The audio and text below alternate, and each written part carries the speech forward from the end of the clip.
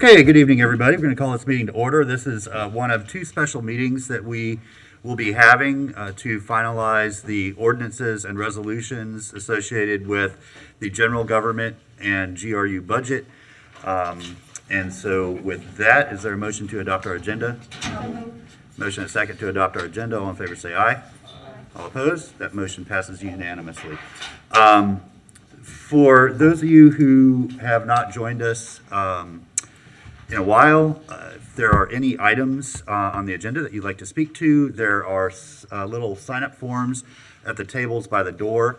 And so just fill that out and put which item you'd like to speak to. You can just use the abbreviations on the agenda, so E1, E2, and then after we get the item presented and commission discussion, the clerk will call you in the order that she receives those requests to speak. You will have up to 3 minutes. When you have 1 minute left, yellow light will come on, and then when your time has expired, a red light will come on. I'll invite the next person signed up to come up and share their thoughts. Madam Manager.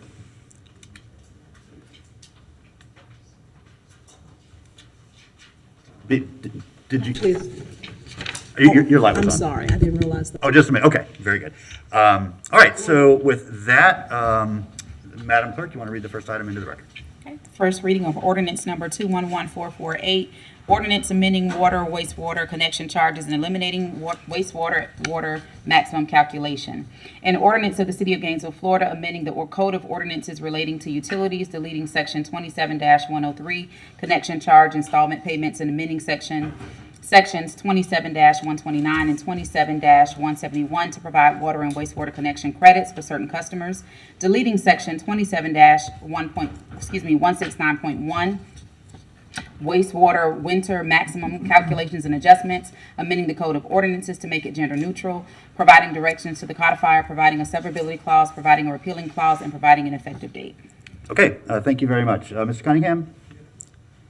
So, Mr. Mayor, Commissioners, there are several items today, including this one, that are really the culmination of many, many months throughout the whole year of budget meetings that staff, and I really want to appreciate GRU staff for the work they do all year long to come up with really an operating plan to deliver water and wastewater, electric, gas, and telecommunication services. And so this item, along with several others that we'll have, really are some of the ordinances that were put in place to put that plan together and codify it.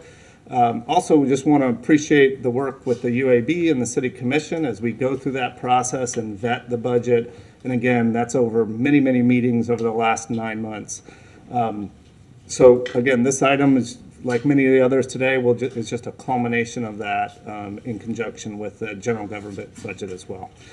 So with that, we can proceed. Okay, thank you, Mr. Cunningham. And I want to echo your gratitude towards the UAB. They spent a lot of time and really had some good discussions, as well as the rest of the commission. And I'm going to say this up front so I don't forget. And so there have been several sort of questions asked or some opinion pieces in the Sun or emails that we've gotten that have asked, why we do things a certain way, or are there other ways that we could do them? And there's three main areas that I've heard. One is our tiering structure, how many tiers we have, where those tier breaks are. Another is in the connection charges, and I think we've heard this quite a few times lately. And then finally, how we calculate wastewater charges. And so I will say those are all great conversations. We've gone through many iterations of tiering, of connection charges, and how those get set, as well as some discussions over wastewater and how we account for and charge for those fees. And so if the commission is interested, I think way to get those conversations moving forward is to refer those all to the UAB for their discussion and consideration. So by the time the new commission's on board and GRU starts, starting next year's budget planning, that those conversations will have taken place, or at least were substantially in process, so the commission has good information and can decide if they want to, make any changes to those things. So I just, based on some, thoughts I've heard from either commissioners or the public, it might be an appropriate thing tonight, as we're doing this other budget stuff, to refer those things to UAB. But with that, are there any questions, or is there a motion? Commissioner A. Santos? Thank you, Mayor. Move ordinance number 211448 on first reading by title only. Okay, motion and a second that we adopt the proposed ordinance. Madam Clerk? First public comment is Angela Castile. Okay, Debbie Martinez. Okay, Nathan Scott. Yes, thank you, Madam Clerk. Commissioners, Nathan Scott. So with respect to the adoption of the ordinance, I'm opposed to the change, and here's the reason why. The eliminating the wastewater max calculation, that provides a conservation incentive to people that manage their water usage, and they benefit from that in their wastewater charge. And I've had several people contact me, affected GRU customers that can't pay their unaffordable bills because this commission refuses to listen, and ask how their wastewater charge is now calculated, and it's basically a one-to-one proportional charge to your water consumption, as opposed to the historical wastewater max calculation, which, again, if you conserved in months, you had the benefit on your bill of being a good steward of the environment. So when I hear the mayor speak, and I heard some comments from the general manager, having attended numerous UAB and city commission meetings, it seems like this commission lives in some sort of alternate universe, because that's not what I've heard. The UAB has spent marginally less time, maybe a peppercorn more, than the city this year of actually discussing anything of relevant substance related to GRU rates, its debt, and the important challenges facing our utility. They like to gaslight and virtue signal and talk about this and that has nothing to do with reality, just like we're making excuses, patting ourselves on the back here from the dais, telling us what a great job the UAB has. You have the highest electric rates in the state of Florida for a generating utility. They're going higher. You have high property tax rates. You have a mountain of debt.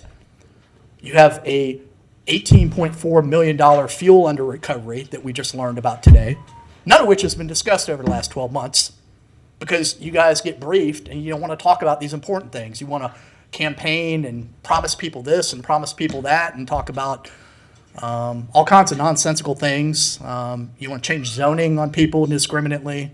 You don't care about low-income families. You don't care about hardworking Gainesville families. You don't care about local businesses. You just sit up there and proliferate your views and impose them. So I would respectfully ask, for the benefit of GRU customers, that we reconsider this singular issue. There's not a huge rate impact. I mean, GRU does get some additional revenue, but it's another money grab.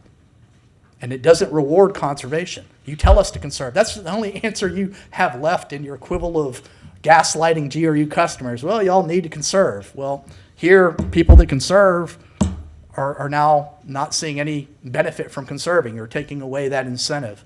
So I know you don't like to listen to what I have to say, but I've consistently been correct as a former state utility regulator over the past decade. And had you listened, I gave you the best advice that money can't buy. Thank you. Thank you, Ms. Scott. Next speaker, please. Our next speaker is Faith Kerr.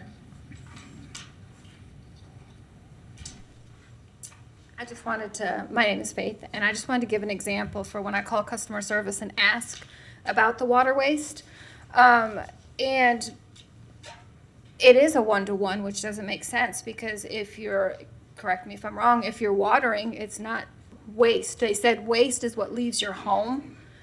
But again, the rules for it don't make any sense. There's no consistency. There's a lack of information that's given to the customers. And again, it's more money continuing to go out. So the people who do try to conserve at that point, what is the point? Because you're still getting taxed for everything that there is. So it makes you feel like no matter what you do, GRU is still going to find another way to get some more money from everybody. So again, it does not help the middle, lower, even the higher classes complaining about this stuff at this point. Nobody's listening, but yet there's a problem. So that's all I wanted to say. Thank you, Madam Clerk. Our next speaker is Mr. Brian O'Brien.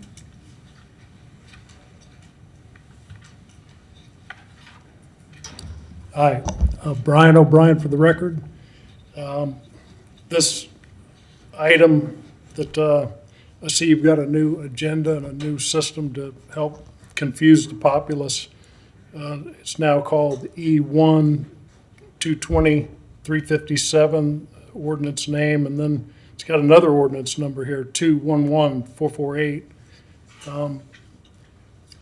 I'm a retired builder who was educated at the University of Florida, and I'm not an expert on utilities, so I'm glad that Mr. Scott was here to point out the expert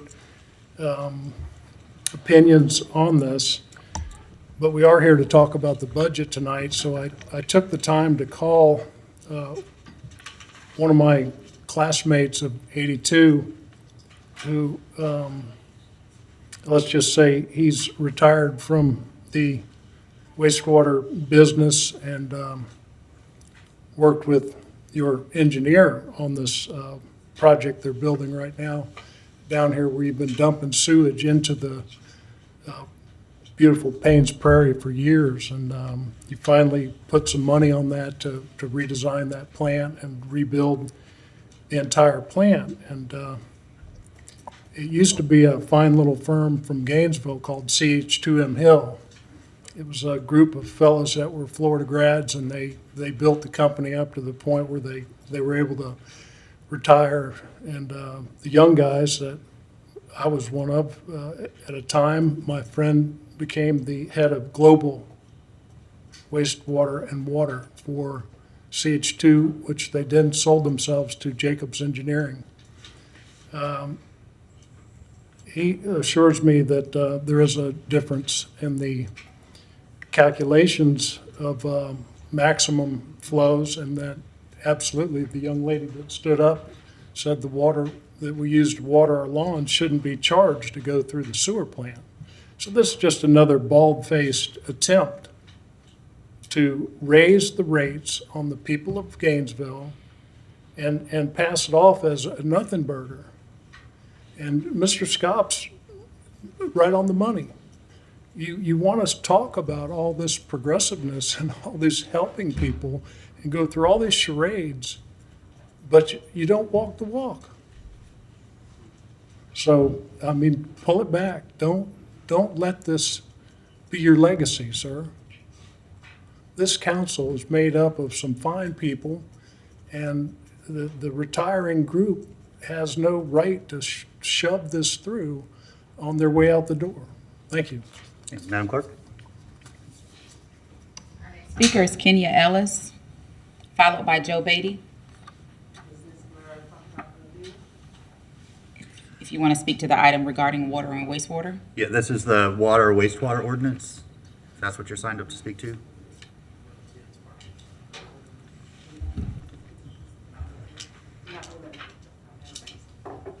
Joe Beatty.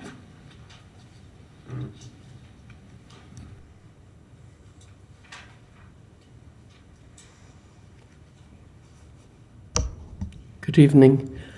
First of all, with limited space in this room, since you took out all the chairs, perhaps some of the staff could leave the room so people could have seats. You've got the constituents, the public, who are your employers, having to stand and wait outside the room. And so I wish somebody would take that into consideration. It seems that the staff could be listening in, could come in if they're needed, rather than filling up the room. It seems like over these years, the commission's kind of stopped saying that you want to be transparent, which I guess is a good thing because that's more honest. But the way all these things come about, and you bring forward an ordinance to raise the water rates and take away the winter water, the wastewater limit. You really haven't been informing the public all along. The public hasn't been brought along. I just heard the general manager say that staff has been meeting all this time. You know, you send out feel-good press releases about parks and because you want to raise taxes by having people vote for parks. But you don't send out press releases about the real business that's going on in front of you. And, I expected the chambers to be more full. A few people that I know are very interested in this. And somebody called me, asked me if I was going tonight. When I called her back and asked her if I'd see her there, she said, no, it's not worth it. They don't listen to us. Now, you all work for the public. And I think you need to start acting like it and listen to people that have spoken before you. I'm not going to go over what Mr. Scott and Mr. O'Brien say, but it's about time you listen. I've been asking, I'm not the only one, people have been asking for you to control the budget. Some of these expenses wouldn't have to go up or wouldn't have to go up as high as they are if you would control the budget on the general government side and not keep spending more and more money and using GRU for a piggy bank. I don't think you should raise the rates at this point. People are hurting. You talk about affordable housing, and part of what's making housing unaffordable for a lot of people are your GRU expenses. The rates, you call it rates, the bills. That's what people have to pay, are the bills. And you're not doing anything to control that, and it's on you. You can do this. Thank you, Ms. Beatty. Appreciate that. Madam Manager, it's a fair point with staff. If they could possibly just wait in the lobby and come in as needed or requested, I think that's reasonable. Madam Clerk? Our next speaker is Armando Grande Gomez.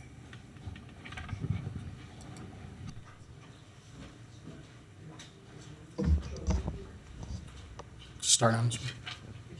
Good. Okay. Mr. Mayor, the one thing I wanted to do, I guess I would maybe speak to our representative in District 1, is that I'm concerned about something that related to wastewater that would be under Mr. Mayor, to Commissioner Duncan Walker, that would be in his purview, would be some of the connections in these new developments that are happening. That if somebody is building a quadruplex and they're charging for wastewater, Mr. Mayor, but they're only charging for one unit when in fact there's 4 units, but they're only paying, the developer's only paying for one. And the other thing that I think should be coming to the forefront, and there's examples of that in FOIA requests, but there's other examples that I'm concerned about, is how much is the city and GRU being cheated by some of these contractors for connections, and I think that should be looked into. It's very concerning that it could be possibly hundreds of thousands of dollars, if not more. And I think it deserves to be looked into, because if you're having somebody that's contracting, that's ripping off for connecting to getting water, or they're connecting and getting a developer, and they're not paying their fair share when they're doing these developments, it's not fair to the ratepayers. It's not fair to anybody else. If you're developing a new property, they should pay their fair share. And there is examples of that, Mr. Mayor. But again, I don't know if a forensic audit has been done of that or if that's been looked into. But I do know that there's some examples of that. And there's also actually particularly some newer ones, and particularly some well-known contractors doing that, Mr. Mayor. And I think it's a very big concern. And if it's totaling fraud, waste, and abuse should be a concern for anybody. So I understand that we're talking here tonight about raising the wastewater rates, and it's the cost of doing business. But what's also the cost of doing business is doing the right thing. And if people are coming into the town and wanting to do new development and do these things, they should pay their fair share. And not saying, hey, we're building actually a quadruplex or 4 apartments, but we're actually only doing 1 and we're only paying for 1. That's a problem. It's a big problem. And so if somebody wants examples, and I can give lot numbers or development numbers of where those actually are, I think the general manager might be aware of some of those, but I don't want to speak for the interim general manager. But hopefully, Ms. Duncan Walker, I know you hear me on that one. Thank you. Okay, thank you. Before we move back for a vote, Mr. Cunningham, can you give just a real high-level synopsis? Because we did have quite a few discussions about the way of calculating wastewater, and I think it would be helpful for folks, if they haven't been following along this whole time, to get that sort of 30,000-foot perspective. Sure, yeah, Mr. Mayor. So one is, this item is actually cleaning up language. This change was made a year ago. And so this isn't a new change. This is a change that occurred last year. The ordinance, the city attorney's office is just cleaning up some of the language in the ordinance to be consistent with the change that was made a year ago. So this isn't a new change. The primary reason we made the change is we were one of only 2 utilities in the entire state of Florida that kind of charged for wastewater charges different than others. So moving to this form is consistent with the vast majority of other utilities in the state of Florida of how you charge for wastewater. So one of the challenges with wastewater is it's an unmetered service. And so you have to have a proxy, you have to have a way to predict how much wastewater is, and it's not an exact science. It's a rate that you base that on something else, and like I said, the vast majority of utilities base that directly upon water use as that connection. And so that's why we suggested to make the change essentially 18 months ago. It took effect October 1st of 2021, and this action tonight is really just to clean up the language for the winter max calculation, and then the other items associated with this in the ordinance have to do with an action the city commission took, I believe a couple weeks ago at a meeting to clean up a few other pieces of connection charge installment plan and some other things that aren't used anymore. Thank you. With that, Madam Clerk, we'll move to roll call vote. Commissioner Ariola. Aye. Commissioner Chestnut. Aye. Commissioner Sacco. Aye. Commissioner Duncan Walker. Aye. Commissioner Ward. Aye. Commissioner Hayes Santos. Aye. And Mayor Poe. Aye, that motion passes unanimously. Next item, please. Ordinance number 2022-381, ordinance amending electric system fuel and purchase power adjustment added to public street light and rental outdoor light services. An ordinance of the City of Gainesville, Florida, amending section 27-31, electric system fuel and purchase power adjustment added to public street light and rental outdoor light services, providing directions to the codifier, providing a severability clause, providing a repealing clause, and an effective date. Okay, thank you. Mr. Cunningham? Yes, so this is an action the City Commission made a motion in a recent meeting. Essentially, general funds were paying for the rental lights in the county. We're transferring that to GRU to pay for that, and then GRU is going. We have an MOU between us and general government for the general fund transfer to reduce by that amount. So it's no fiscal change between general government and GRU. It is essentially a change in process. Okay, thank you. Commissioner Santos? Thank you, Mayor. I move ordinance number 2022-381 on first reading by title only. Second. Motion and a second to adopt the proposed ordinance. Madam Clerk? Angela Castile. Debbie Martinez. Okay. Nathan Scott. Faith Kerr. Brian O'Brien. Kenya Ellis. Joe Beatty.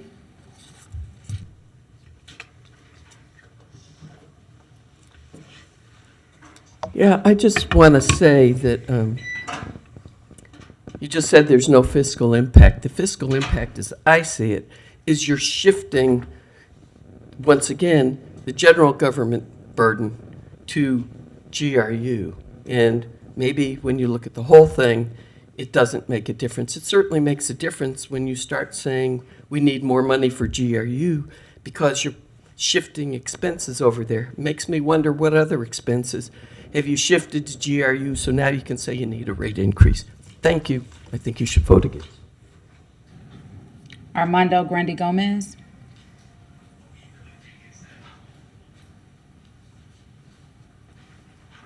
Okay, Mr. Mayor, so I think since there was not response, Mr. Mayor to Commissioner Duncan Walker, since I think the general manager thinks, or you think that I'm lying, I'll give you now the parcel number since he thinks I'm lying. Parcel number is 07836 027 000, and the address is 714 Northeast Waldo Road, And another one is 18716 Northeast Highway 301. These are just two examples, and I have plenty more. We're talking about possible fraud, waste, and abuse totaling over hundreds of thousands. Okay, and Mr. Gomez, if you could keep your comments to the item, which is about the street I'm lights. sorry, I can't hear you. Yes, if you could, we're on the street light item, if you could keep your comments focused on that. Sorry about that, Mr. Mayor. I understand. We're on the street light item? Yes. Okay. If you want to submit those parcel items, you can send them to me or anybody. I'll make sure that. Okay, that's what I was want to make sure that I wasn't being ignored, because I just want No, that's people, fine. if they're, money is money. It's not something we can resolve right now, but if you send I them to understand. me, I'll I'll make stay sure they germane. get to the charter officers. Thank you, Mr. Mayor. I just want Of to say course, something. yep. That's it. Okay, moving back to the commission, roll call vote. Commissioner Sackley? Aye.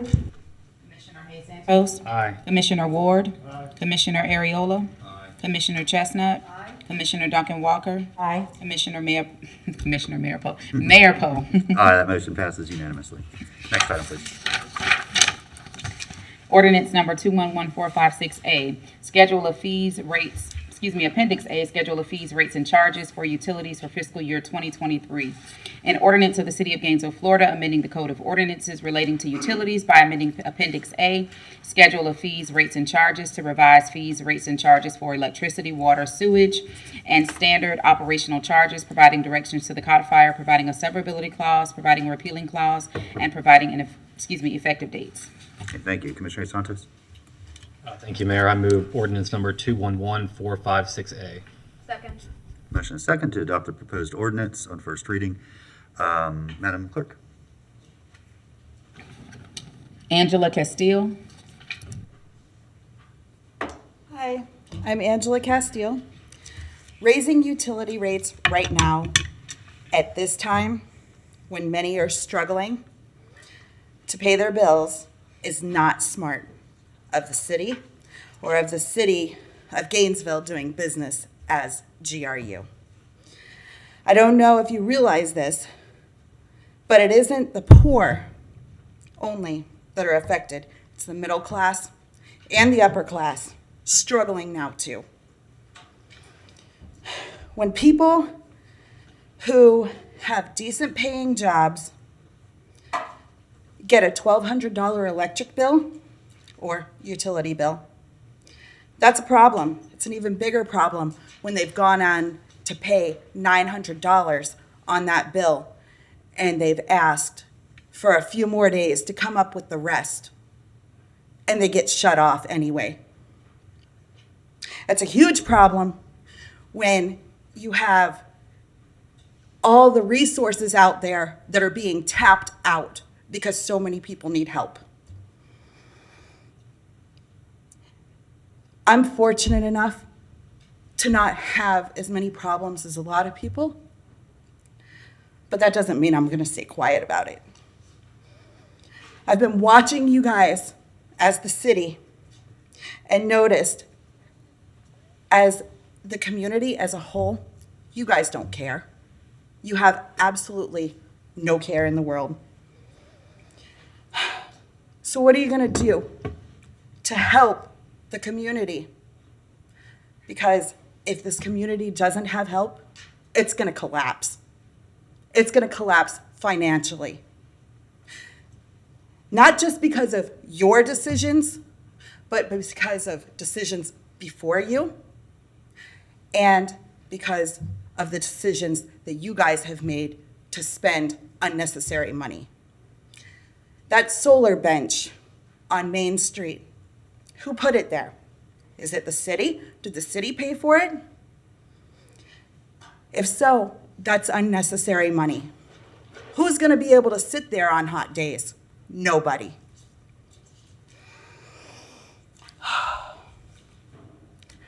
Furthermore, what is a full deposit? Under your code and ordinance under 27-7, it does not define a full deposit, not even an Appendix A, where it gives the amount of deposits. There's no price. There's no full deposit. No definition of a full deposit. This leads me to think that you charge whatever you would like. These paperless bills this month, Thank you, ma'am. I'm afraid your time has expired, but thank you very much for sharing that. Madam Clerk? Our next speaker is Debbie Martinez.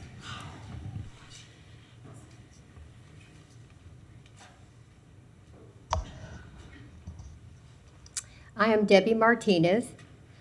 After the 2008 financial crisis, the data was clear that the Gainesville City Commission needed to do a better job managing the city's finances.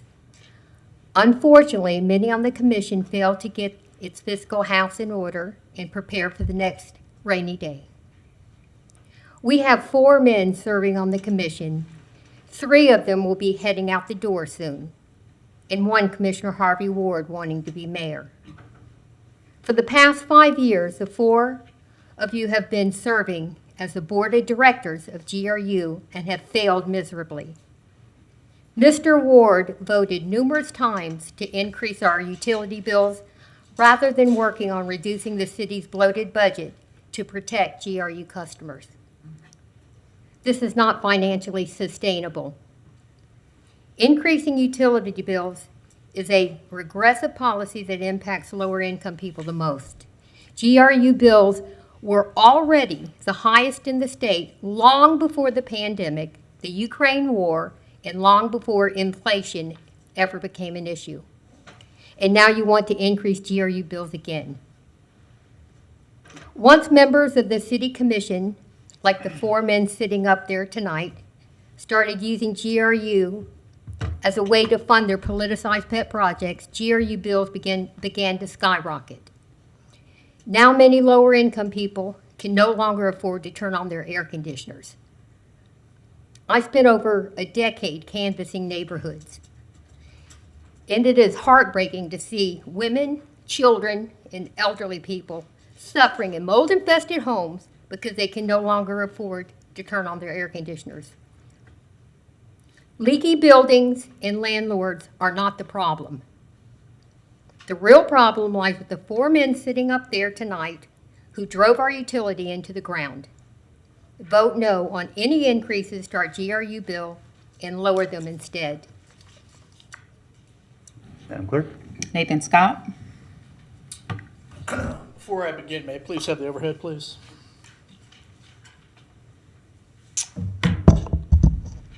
Good evening, Mayor, Commissioners, Nathan Scott. So what the people at home need to know is that GRU customers have Commissioner Harvey Ward and the majority of this commission to blame, with the exception of Commissioner Desmond Duncan Walker and Commissioner Chestnut.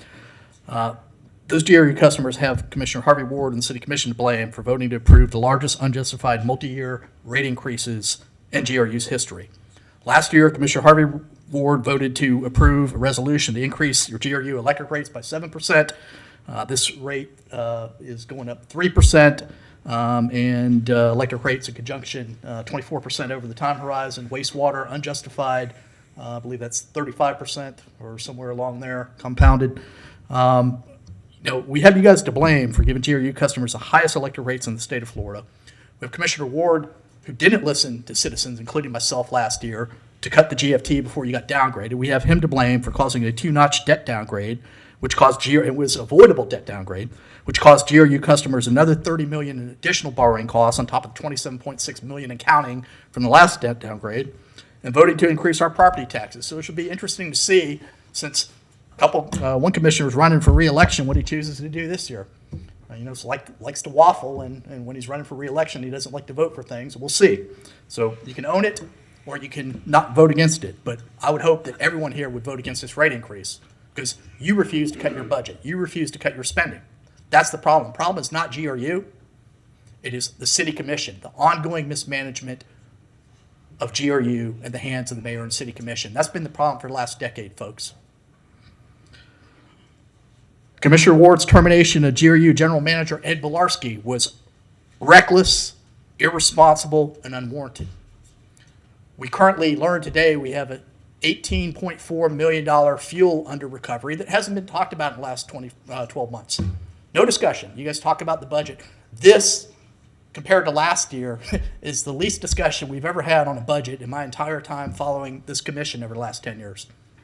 It's just shameful. You spend your time on everything but what you should be spending it on. This is the fuel levelization deficit. $18.4 million. The problem is this city commission.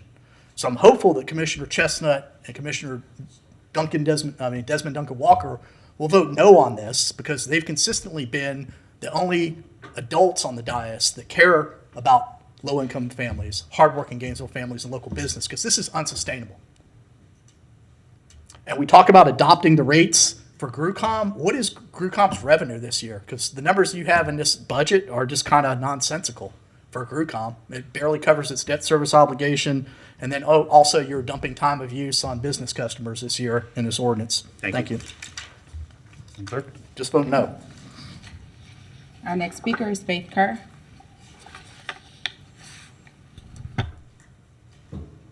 Hello, Faith Kerr. So I'm going to do a follow-up from my last time of being here, where I said there was going to be a problem with my bill because it was estimated last time. I was estimated at 83 kilowatts of energy. I get my bill this month, which we all know what was going to happen, and it is $733. That's a problem. That's more than my mortgage. That's almost, what, 3/4 of a paycheck. And so when I go and question it, because my next problem is 850 kilowatts of energy, right? Goes to the next tier. Well, if you estimate that low on one, what happens to the next one? Almost 1,200 kilowatts of energy in tier 2. So I'm paying how much because it was estimated and there was not enough employees to go around. That's a problem. If I'm one person paying 148 something in just that tier 2, how many other people is this happening to? I can't afford that. So then I'm told, well, contact people. There's GRU gives money to different organizations to help out with it. I'm considered upper, lower, middle class, northeast side of town. Nice to meet you. And I don't qualify for anything.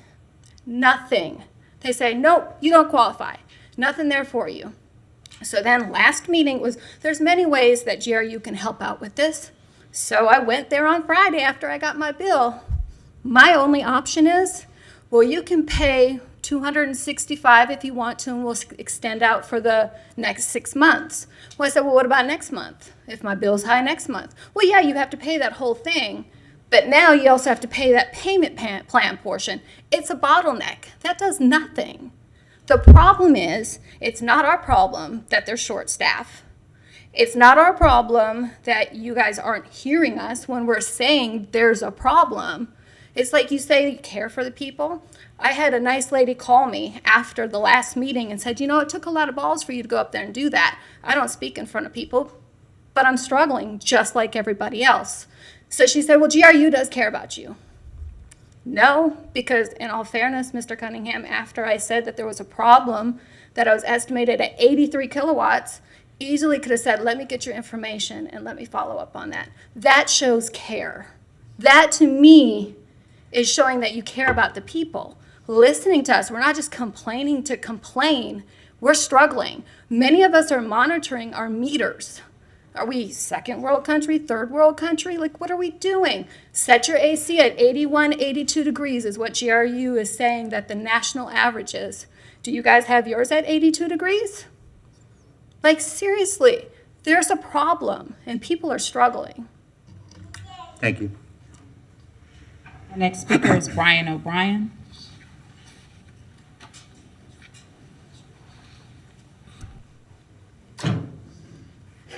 Thank you, Ms. Gainey. Brian O'Brien for the record. Could I have the overhead projector, please? This matter of the utility fees, rates, and charges, the budget, if everybody can see that, is is a reflection of the financial matters in the city for years. And as I've spoken here before, the problem with the budget is the debt and the spending. Now, Mrs. Martinez, ever since I've known her for 5 years now, has been coming up here begging you to stop spending on all these pet projects, a new solar bus stop bench. I think those are great. I love them, but if you can't afford them, they're not going to become ubiquitous as Commissioner Ariola would have liked. The evidence is in everybody's mailbox. The GRU bill is the problem. And what is the problem with GRU is the debt.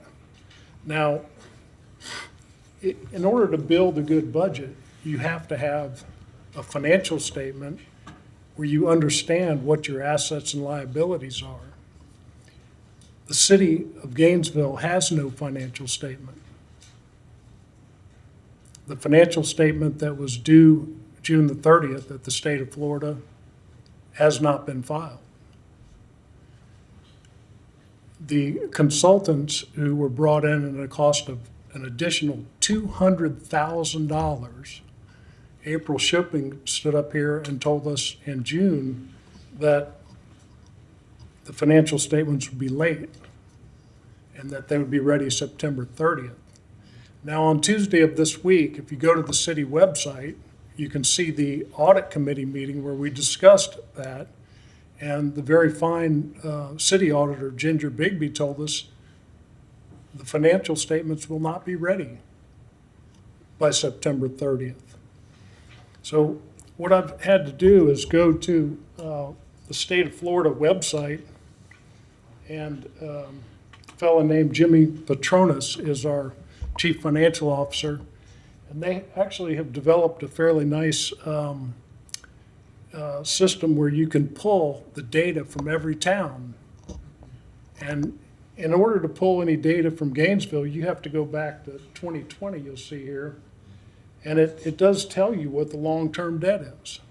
Thank you, Mr. So O'Brien. to try to Appreciate make that. this understandable, Thank you, Mr. O'Brien. this is Orlando. Mr. O'Brien, I'm afraid your time has $930 million. expired. Thank you very much. This is Madam Clerk, Tallahassee, could we please have the next speaker? $1 billion. Mr. O'Brien, your time has expired. Mr. Poe, you've run up Mr. O'Brien, $2 I need- billion Mr. O'Brien, I need to worth be of debt consistent with under everybody. your leadership, Mr. sir. O'Brien, I need you to relinquish It's the microphone. unacceptable. Your time has expired. Don't try to pass Okay. the bill off on this lady. Madam Manager, he is disrupting the orderly meeting, running of this meeting.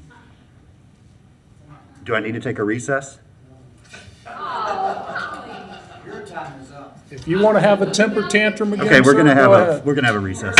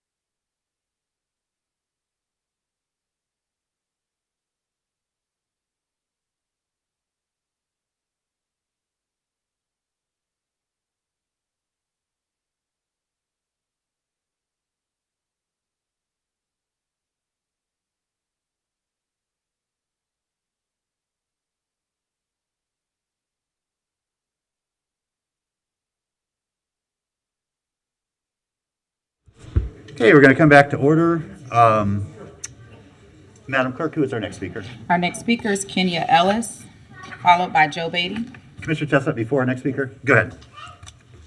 Ms. Ellis, one moment, please. Commissioner Chestnut wanted to say Thank you. something real quick. We'll get right back to you. Yeah, Mr. Mayor, I was wondering if it's possible, if you have speakers here that would defer their time to someone else, so that you don't want to do that? Yeah, we don't do that as practice. We want everybody to have the same voice and the same Okay. opportunity. We do not, and I will not be doing that. Okay, We all give right. everybody the same equal chance to speak. And that's Yeah. the rules that we've existed under. All right, thank you. We'll look at it. Okay, Madam Clerk, our next speaker. I'm sorry, Madam Clerk. If we can please just keep the outbursts, away. We're all trying to share our ideas, and everybody needs to feel welcomed and open to speak, but we cannot have folks shouting out or talking over other folks. We want to be civil and respectful of one another. That's it. All right, Madam Clerk, Ms. Ellis, go ahead. It's your turn. Hi, my name is Kenya Ellis. This is a cry out for help with GRU bills and rates. You say vote and let our voice be heard.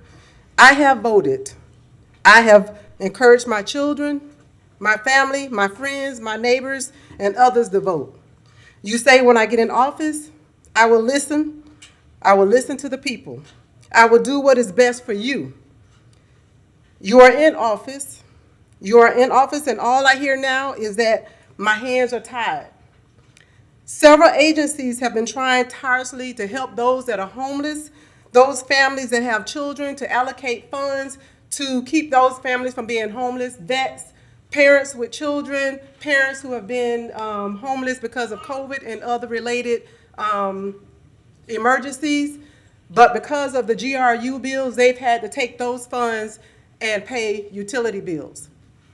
Funds that would ordinarily be able to put these families in homes for 6 months up to a year have been used to pay GRU bills for 1 month. Just 1 month of bills that could have housed families, vets, and other homeless people for up to 6 months in a year. That is ridiculous. Not to mention, my mom passed away on July 3rd. My mom's bill went up almost $100 from July 3rd to her next bill that came out in August. And not one person stayed in her apartment after she passed away. Some families have had to choose between purchasing school supplies and pay a GRU bill that went up between $80 and $150 just in 1 month's time. GRU bills have went up to exceed some people's mortgages. Some people don't qualify for utility assistance. This is an outrage. This is affecting not just one family. This is not just affecting our neighbors. This is affecting our whole community. Things have to change. We can't sit by and keep listening to the same story. We have voted. It is time. You guys have to listen. You can't just sit here and make the same decisions over and over again. You can't make the same votes. You can't keep saying that your hands are tied. You have to take action. You have to vote for it. You have to make the actions that help your people, the ones that voted you in. This is ridiculous. We're having a crisis. This is not just affecting people on the east side, which is the poorest side in Alachua County. This is affecting everybody. Thank you, Ms. Ellis. Thank you. No. Ms. Beatty, you know that we do not do cheers or jeers, no applause. We want this to be a chamber that has decorum. Thank you. Jazz hands, welcome. Madam Clerk. Joe Beatty, followed by Armando Grundy Gomez.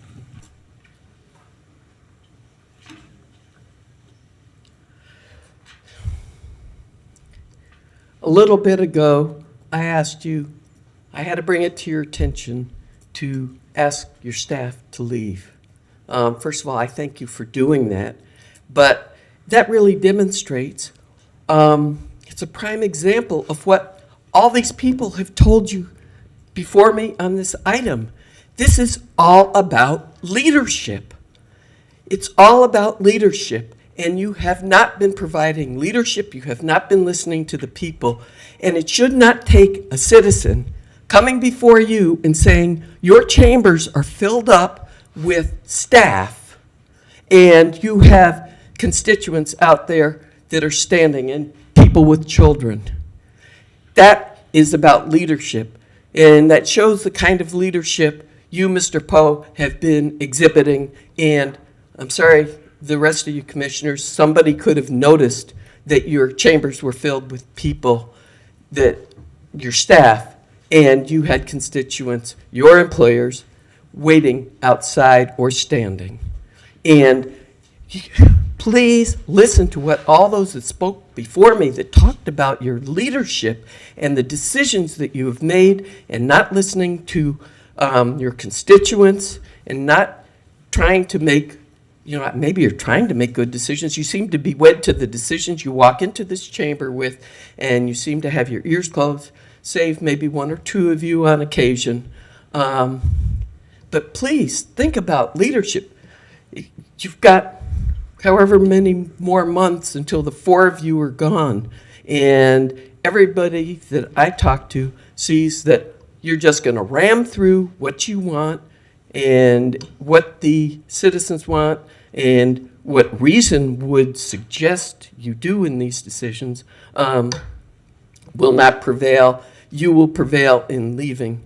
And the leadership that you've demonstrated, I hope none of the four of you that are going to be off of the dais, I hope you never take another position of public leadership, because you have a strong record of not being good leaders, not listening, and kind of thumbing your nose at the public.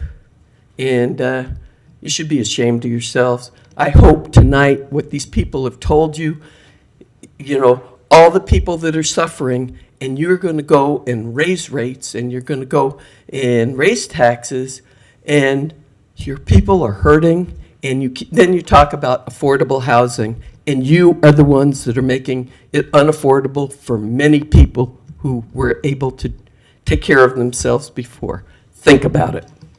Thank you, Ms. Beatty. Madam Clerk. Armando Grandi Gomez, followed by Janae Braddy.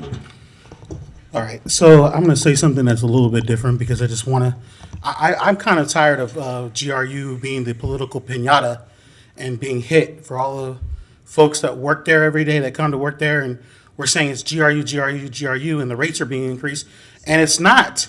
We're supposed to be one city government, and it keeps coming to GRU. And I think what the folks are saying is our bills are high, but it's not the people that are the decision makers. For example, a couple of weeks ago, we wanted to have a press conference where folks march up and down the street and say, my bills are high and we're going to protest it. But the very person that was the head of that conference, the face of that conference, voted for a rate increase. You can't make this up if you tried.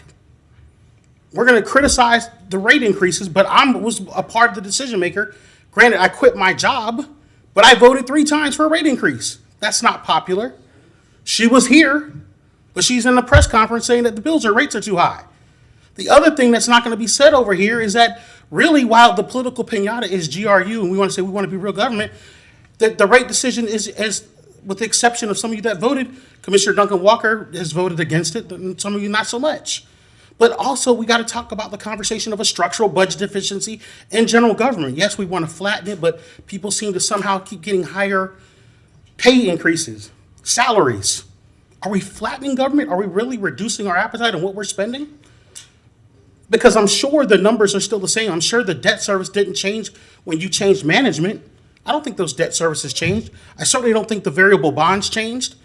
I think the municipal finance is pretty much the same. I know the economy has been somewhat improving, but we're sitting here and blaming it GRU, and it's not right. General government has not decreased its appetite in spending, which is taking some of the dollars from the general funds transfer. And I'm not going to sit here and pick and pawn and saying that, but that was previous to Ms. Curry, where that happened. Let's be fair. And so this decision that you all made last year, and you all can say that because it was said earlier, well, we made a decision last year where we could raise these rates. Yes, you did. Yes, you did. But we have a Lamborghini appetite for the type of car, but we have more of a Dodge Neon, amount of revenue coming in. It doesn't make sense. The numbers are the numbers. And you're only going to be able to raise them so much. You're only going to be able to raise them so much, and eventually your cap hits. But, there's other great news because there's this guy that likes to remove people out of office who may be reelected for another 4 years. And I'm sure, quite contrary, we do not want to lose our utility to insolvency because we can't get our act together, our fiscal house in order. It doesn't make sense. And I'm just tired of GRU being a political piñata. You all make the decisions. It's not the manager. It never was. It's you. It's you, the exception of Commissioner Duncan Walker. Thank you. Thank you. Madam Clerk? Janae Brady.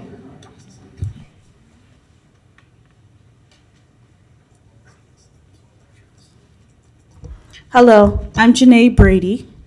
I wasn't going to come up and talk, but I did want to say something. Yesterday, I went to the GRU office, and I was shocked to discover that my meter wasn't even read for my bill. That's over $400 and something. Never been that way. It's always been under 200. But it wasn't read because it was either too hot or too wet. I used to live in upstate New York, where they have blizzards. We had a mailman. He showed up every day to deliver the mail. It's ridiculous. It didn't matter if the mailman didn't have enough people in the post office. They still showed up to deliver the mail. Why is it that I am being punished because you don't have enough staff at GRU? And why is it that rates are being hiked up so much that nobody can afford to live there? You are losing citizens. This is what we're going through. I'm a regular citizen, and I'm having a hard time. Thank you. Thank you. That's it? Okay, thank you. Thank you all. I don't ever pretend to speak for the whole commission, but I know the three individuals to my right and to my left well, and I know each one of them cares deeply about you as individuals and us as a community. These are difficult decisions that we labored over for an entire year. And we would all like to be in a position where we could lower rates. That's an easy decision, right? Mr. Scott, please no outbursts. At the same time, to make sure that we continue providing safe and reliable energy to your home, our costs have gone up. You've seen inflation. So this 3% increase is significantly less than the inflationary pressures on labor, on materials, on transportation, on fuel. All of those things that go into providing electricity have gone up, and gone up a lot more than 3%. So we are trying to make decisions that are in the best long-term health of the utility, so when you flip that switch, the lights come on, so that our workers are safe, so that when we have major storm events, we can get people back up and running quickly. And I have seen and witnessed what happens to utilities that do not invest. And all it does is put customers at risk. And we've seen it. We've seen widespread examples in places like Texas. And GRU has worked hard to not be in that situation. So we understand the difficulty. We do. And we have significantly increased our programs to try to help people. And anybody out there that's listening or watching, if you are struggling, please reach out and contact GRU. And we will do whatever we can to work with you with either funds that we've set aside or programs to help you lower your bill to help address those situations. So with that, Madam Clerk, we'll move to a roll call vote. Commissioner Ward? No. Commissioner Chestnut? No. Commissioner Sacco? Aye. Commissioner Duncan Walker? No. Commissioner Ariola? Commissioner Hayes Santos? And Mayor Poe. Aye, that motion passes 4-3 with Duncan Walker, Chestnut, and Ward in dissent. Next item, please. Ordinance number 211461A, Appendix A, Schedule of Fees, Rates, and Charges, fiscal year 2023. An ordinance of the City of Gainesville, Florida, removing building permit fees from Section 6-7 of the Code of Ordinances, amending Appendix A, Schedule of Fees, Rates, and Charges of the Code of Ordinances by revising fees, rates, and charges for the following: building permit fees, land development code, parks, recreation and cultural affairs, residential rental permits, providing directions to the codifier, providing a severability clause, providing a repealing clause, and providing an effective date. Thank you. Commissioner Hayes Santos. Thank you, Mayor. I move ordinance number 211461A on first reading by title only. Second. Motion and a second to adopt the proposed ordinance for rate schedules and fees for things like building permits and recreational and cultural activities. Madam Clerk, members of the public signed up to speak to this. Martinez.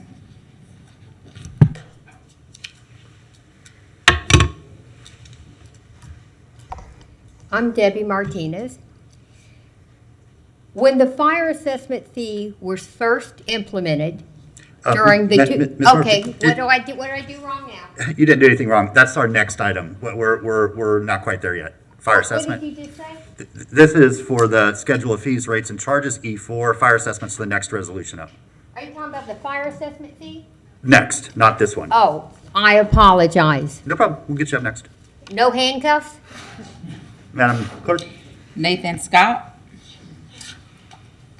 Yes, good evening, Mayor Poe, Commissioners. This is a point of information. Did I just hear that Commissioner Harvey Waffle Ward voted against a rate increase that he approved last year? I didn't hear that.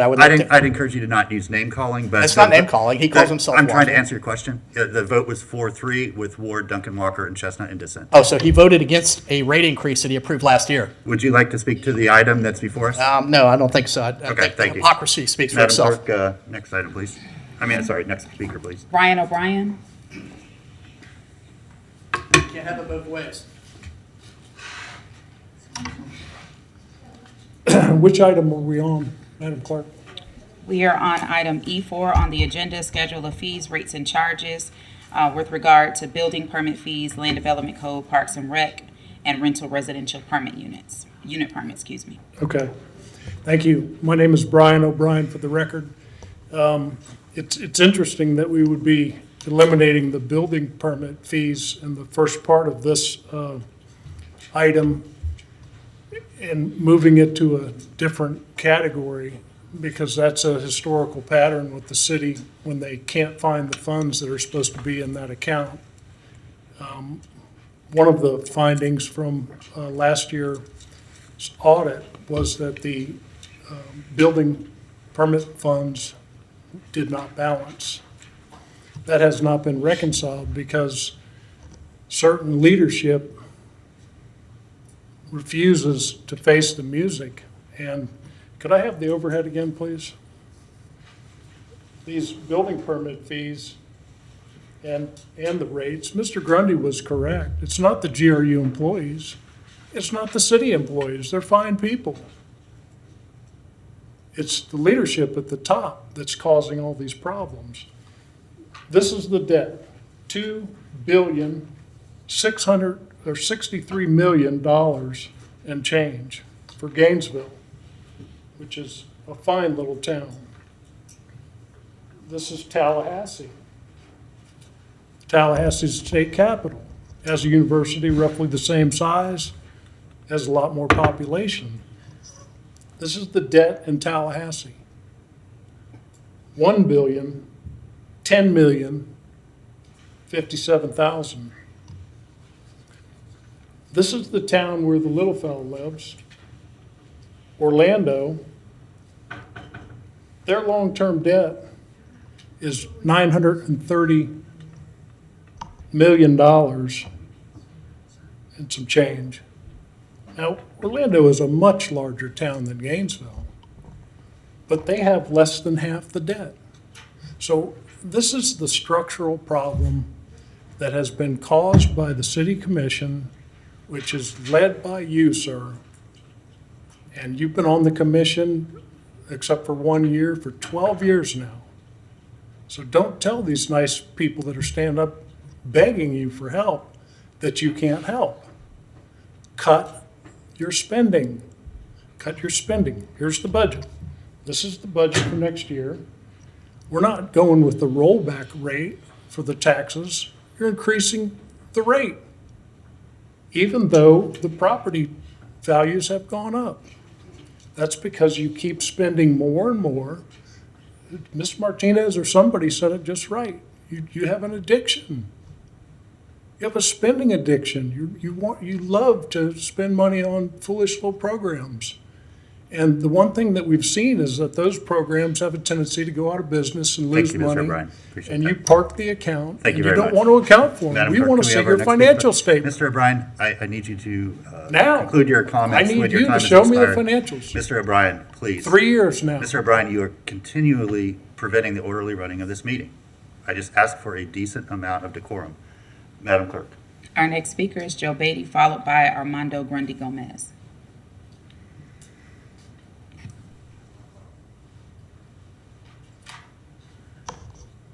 I'm not sure how you can go ahead and make decisions like you're making tonight, and you ignore what Mr. O'Brien points out, that you don't have the data, you don't have the financial statements.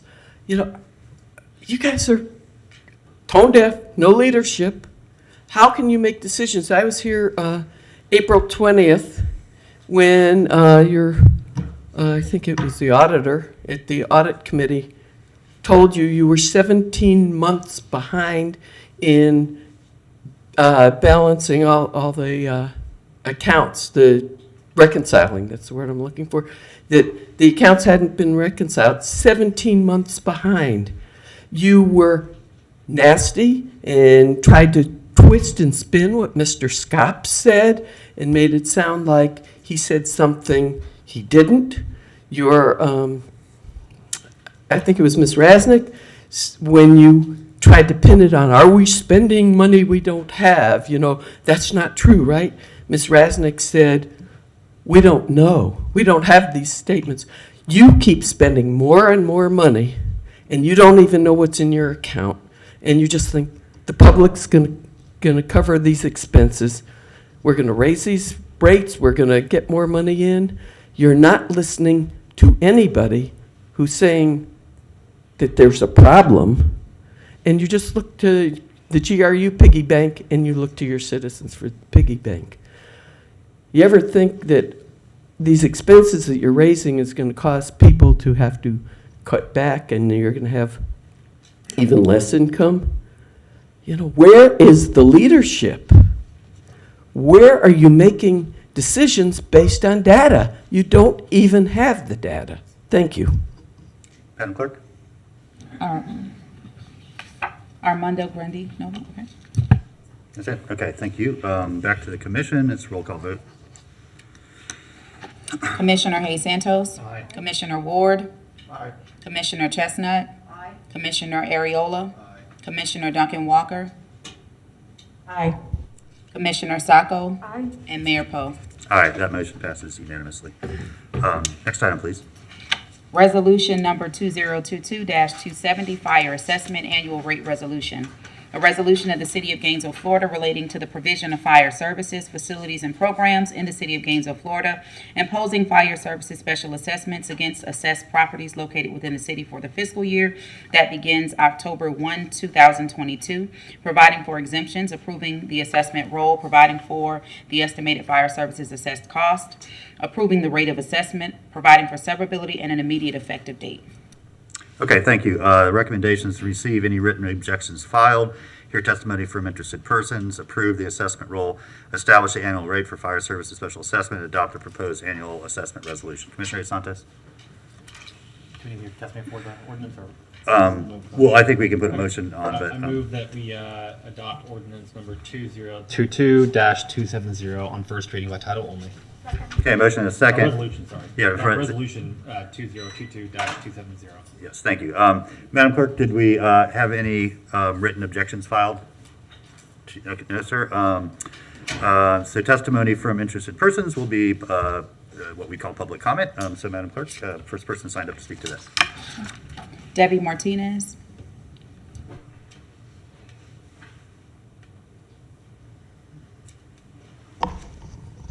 Debbie Martinez. When the fire assessment fee was first implemented during the 2008 financial crisis, it was supposed to be for that year only.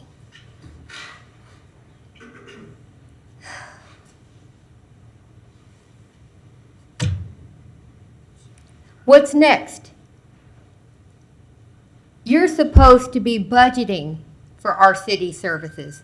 The fire department, the police department. What are you going to do next? Have a Gainesville Police Department assessment fee? I find it really interesting that now that Commissioner Ward is running for mayor, how convenient it is for him to flip-flop on an issue when he knows the vote is there to increase our rates. Thank you. Oh, one last thing. Please, it's disgraceful that you haven't brought back the abundant seating and the comfortable seating back into the auditorium. Please. The citizens deserve better. That's not that much to ask. Thank you. Yeah, yes, ma'am. We have asked for that. The facilities is working on it. They have to go out and purchase it, and so the city manager's office is working on that. And they don't exist. They're gone. Oh, you sold them? I didn't do anything. They don't. They are no longer. They don't exist anymore. Madam Clerk. Our next speaker is Nathan Scott. I just don't get it. Can I have, please have the overhead before my time begins, since we're talking about the fire assessment fee now? Make sure it gets broadcast, please. Yes, can we broadcast this? So, good evening, Mayor Poe. It's interesting to see that the People's Property seats that used to exist in this auditorium no longer exist, but I digress. Every time I come here, I just shake my head. It's like, here's your sign. So this is my assessment. I seem to recall, and I talked to staff who referred me to the fire chief, who told me that the consultants, whoever they may be, calculate this. But I seemingly recall, even though the fire assessment fee has remained constant on a year-to-year basis, that my unit used to be 1, but is now almost 1.5. So to me, that kind of drives the rate that I'm paying here. And I'd like some explanation on how that's calculated, whether it's calculated on square footage. I couldn't find an explanation. Seems to be based on some condominium association, but we're not a condominium association, so I question whether that's even accurate. But, you know, if you're changing this number, which is the multiplier, times a constant number, it's still increasing the rate. So I'm trying to understand where that number came from, because once upon a time, I swear it was 1 unit.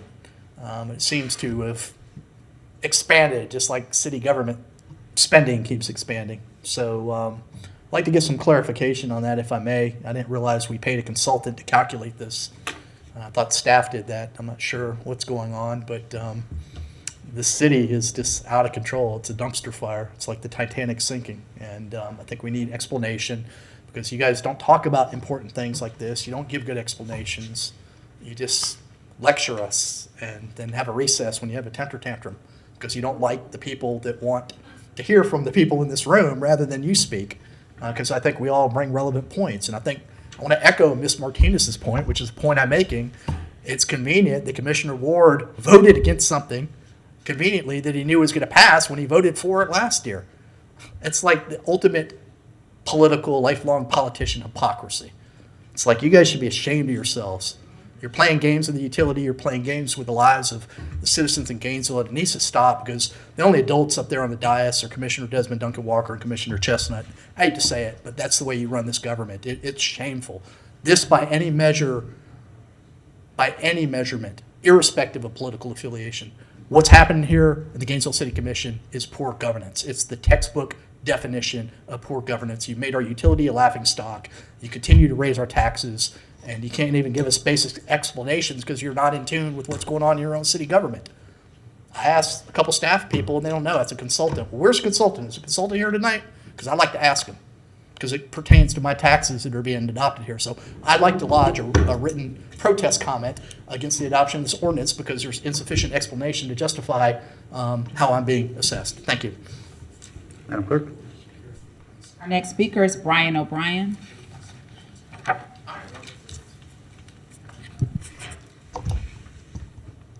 Thank you, Ms. Clerk. Brian O'Brien for the record. I would like to know where the presentation is that would normally go with something like this tax assessment. It was originally a one-time assessment, and you've turned it into a free-for-all of repetitive taxation. And it used to be you would at least give some type of presentation. The fire chief would get up and say, well, you know, we got to spend a lot of time putting out fires, and we need a new fire station, or we need a new engine, or, you know, we have to give our employees a raise. But now even the presentation has been eliminated. The people of Gainesville are being taxed without representation. Where is, I believe it's a state law that you have to approve the assessed roll with certain language. You have to get up and actually say it. Ms. Fiore used to do a nice job of coming up here and telling us, you know, how much the assessment had gone up and how much the rate was going to be and how much money you've overspent by and what we have to all cough up to keep you going. And now you don't even have a presentation. It just, this doesn't pass the sniff test. I really am so disappointed. And the adoption of the assessment resolution is clearly all you're going to do. It's just a pro forma session to get together and ignore the citizens of your town. Harvey, for you to sit there like a mute, you know, it's just unbelievable. Please address the chair. You cut your tongue out or something? Well, you're running for mayor of this city, and you're just sitting there like you have no involvement whatsoever. You've been sitting at the right hand of the PO during these audit meetings. You're well aware of what these structural financial problems are. You're well aware of the debt that you've helped lay on these citizens. You're well aware of all the problems with the financial statement, which doesn't exist for 3 years, and you think you're going to get elected as the mayor? That's a crock. Where is the calculation for the fire assessment? Tell us why you need that money. Show the citizens what they're buying, because what you're selling is a pig in a poke. Thank you. Madam Clerk? Our next speaker is Joe Beatty.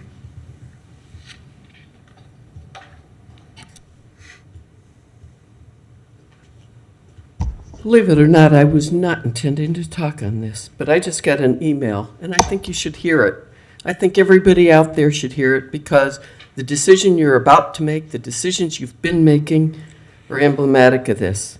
On Wednesday, September 8th, the state of Florida's Department of Economic Opportunity, DEO, issued its required findings after reviewing the city's proposed comprehensive plan amendment. Ms. Beatty, The I need you letter- to speak on this topic. That's not, we're on the fire assessment. We're on the fire assessment, but the way you make decisions is the same, whether it's the fire assessment or any of the Okay, that's- preceding one. That's fine. If The you just speak amendment- to the fire assessment. Okay. That's not the topic that we're on right now. Okay.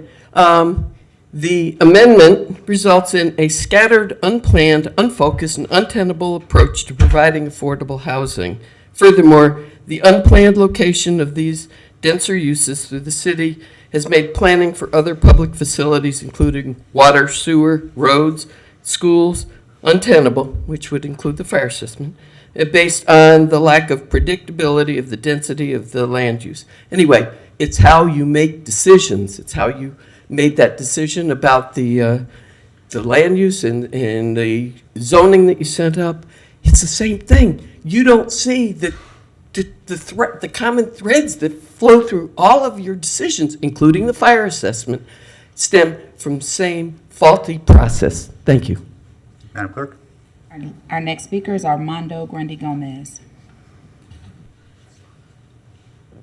So, Mr. Mayor, I even when 2008, when the ordinance, when this first came before everybody for the fire assessment, I remember when it came forward, I'm supportive of it because I'm supportive of public safety and our firefighters needed it. That said, I think we're asking the wrong question. It's not about where we are with the fire assessment. It's about how we're looking at it. With the biggest expenditure in the city budget being public safety, 51% of is public safety. I want to know, Mr. Mayor, and this is germane to the fire assessment funds, a large portion for keeping us safe. I would also like a lot of people to start paying more into it. Nonprofits and a lot of churches, I know there's some people that can not pay, they can pay, so get certain waivers if they meet a certain income threshold, et cetera.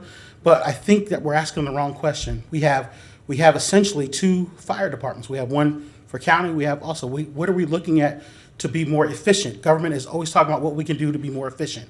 And I don't think there's ever been a study done for all the studies that you all do. What is it going to be if somebody else takes over, if it's county or if city takes over county services? Do we necessarily have to? I know there can be an argument that we provide for the urban core, et cetera, but a lot of other times the question becomes efficiency in government.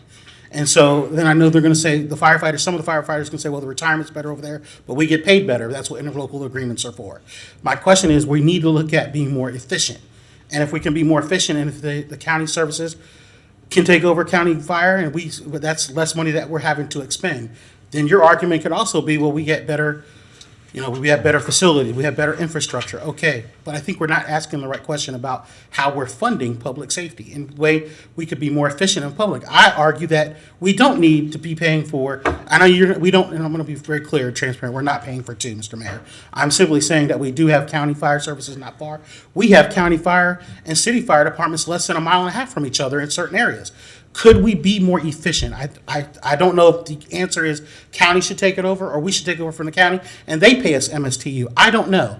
I think that should be studied, and I think that's something that maybe some of you could look in sending to the manager to look into. But I think it warrants a discussion. I think we're having to have this discussion year after year and argue about a fire assessment is not fruitful. But it's more fruitful to have it in how we actually fund government and how we make it more efficient. Thank you.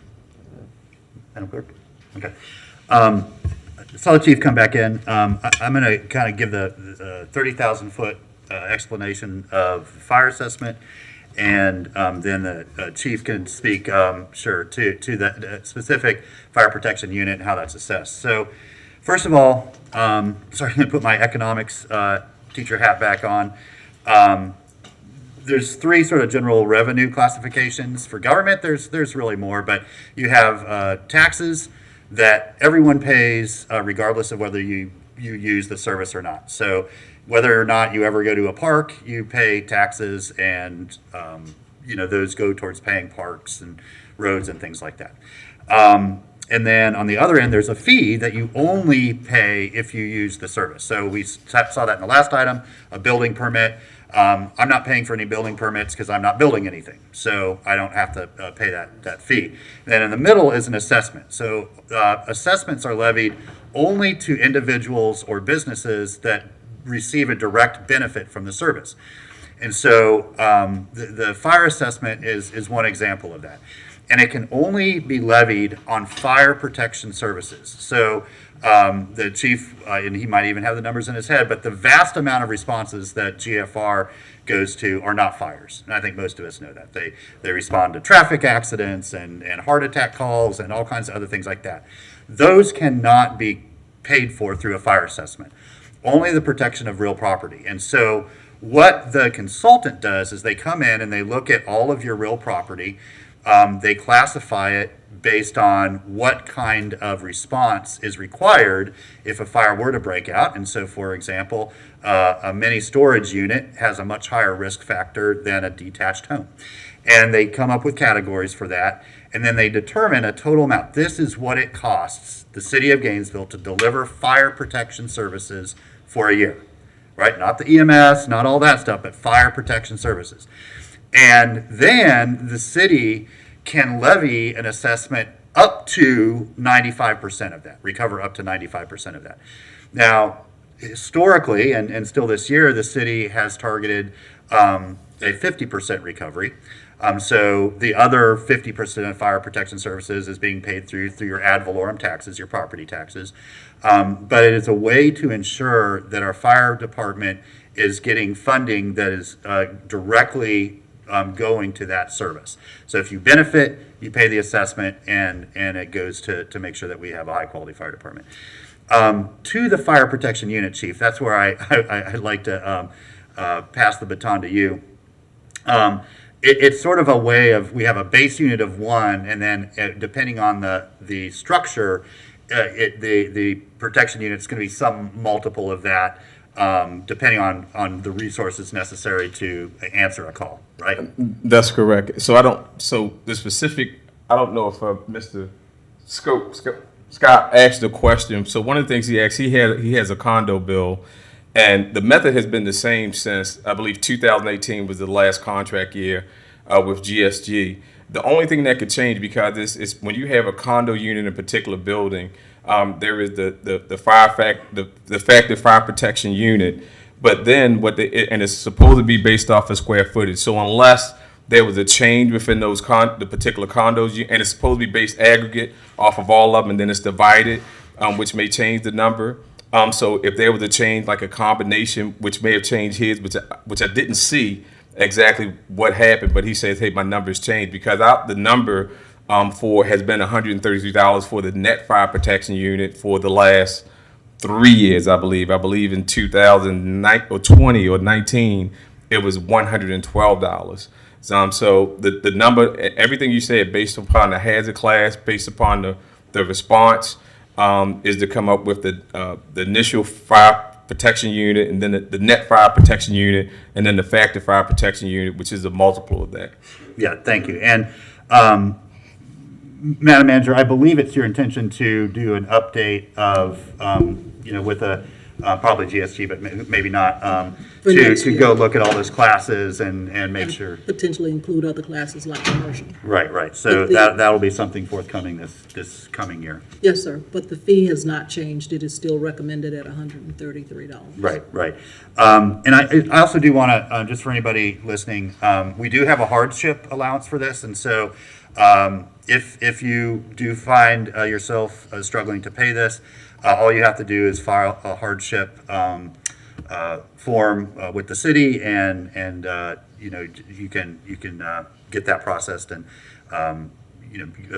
basically get this fee waived. So just let anybody know that might be going through that they can file that. Do you know if that's on the GFR page? What's absolutely, yes, sir. That's on everything. The history, frequently asked questions, and again, everybody in the room, I apologize for having to leave out. There was a issue outside there. It was not staged or anything, but I apologize. Were there any questions that I missed? No, I don't think so. Okay, yeah. I just wanted to kind of give folks an explanation there. But yeah, if you do know anybody that'd like to file that hardship form, it's on GFR's website. Yes, and you can get it mailed to you. Okay, thank you very much, Chief. Madam Manager, thank you. Madam Clerk, it's a roll call vote. Commissioner Duncan Walker. Aye. Commissioner Ariola. Commissioner Sacco. Aye. Commissioner Chestnut. Aye. Commissioner Ward. Aye. Commissioner Hayes Santos. Aye. And Mayor Poe. Aye, that motion passes 7-0. Next item, please. Resolution 2022-465, Gainesville Regional Utilities Tentative Budget, Fiscal Year 2023. The proposed resolution adopts a tentative budget for the City of Gainesville doing business as Gainesville Regional Utilities for the fiscal year beginning October 1 and ending September 30th, 2023, to pay for personnel services, expenses, operating and maintenance expenses, and other expenses for capital outlay and for debt service requirements. The proposed resolution is submitted to the Commission for adoption. Okay, thank you. Commissioner Santos? Thank you, Mayor. I move resolution number 2022-465. Motion and a second to adopt the proposed budget resolution. Madam Clerk? Angela Castile. You can stop me if this is not where this belongs. Angela Castile. How can you set a budget if there's no financial statements? And maybe consider the amounts of those struggling to pay their bills as part of your budget. Maybe look at some of the aids for the community. As we spoke about at the UAB meeting, some of those were maybe consider giving everybody that's been with GRU for a year or more their deposit back, not just those who have paid on time or maybe had one late payment. Maybe give it back to everybody. That way they can take $2 to $5 each billing cycle and build back that deposit. I think that would be something to look at. Also, the budget billing. I know that the budget billing didn't do you guys well in the past, but maybe look at quarterly, 6 months. I mean, that's feasible too, and that would all affect your budget. Thank you. Thank you, Ms. Castile. Madam Clerk? Next speaker is Ms. Martinez.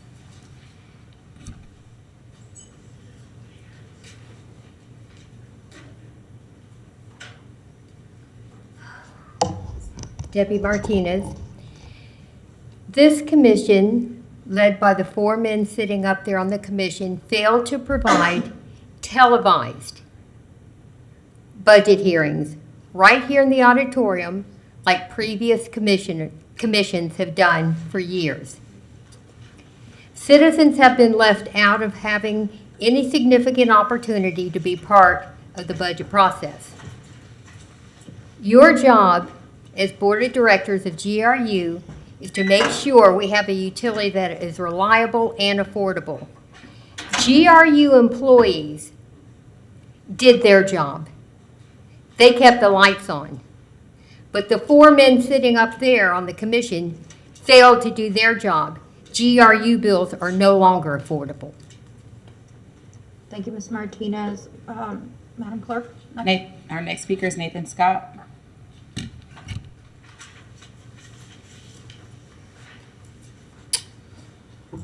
Yes, good evening, Mayor, Commissioners, Nathan Scott. So there's no real backup. You have to find a backup online. So most people that aren't paying attention to the minutia wouldn't know what's going on. Commissioner Ward voted against the rate increases. They're an inherent part of this budget that's being adopted now. So it'll be interesting to see how we flip-flop again, because when you're running for re-election or election, you get amnesia and you try and fool voters to get votes. That's exactly what's going on here, because you voted for these increases last year. You voted for this budget last year. Now you're trying to fool people with no explanation. It's shameful. So with respect to this budget, for the people at home that are listening, because Commissioner Ward likes to lecture and tell us that, so I'm going to tell them that. For those that are listening, approximately $104 million of GRU's budget is going to debt service. So if we do some quick math, that's roughly 25% of GRU's total annual budget is going to service this looming mountain of debt that has been created under this commission, which Commissioner Ward refused to cut the general fund transfer, resulting in an avoidable debt downgrade, too much debt downgrade that cost GRU customers another $30 million in additional borrowing costs. So let's do some quick comparison math. $30 million additional costs, toking $2 million reduction of the GFT over 5 years. You don't even get close to the money you cost us, yet you want to be mayor. That's shameful. Everyone should just vote no, but you won't. I mean, the problem again, folks, and I want to give kudos to my esteemed colleague, Armando Grundy Gomes. He hit the nail on the head, and I've said this earlier in the meeting. The problem is not GRU. The problem is the ongoing mismanagement of GRU at the hands of the mayor and the Gainesville City Commission. Because you spend your time on everything else other than minding the farm And we have you to thank for the highest rates in the state of Florida. We have you to thank Mayor Poe for 5 GRU debt downgrades.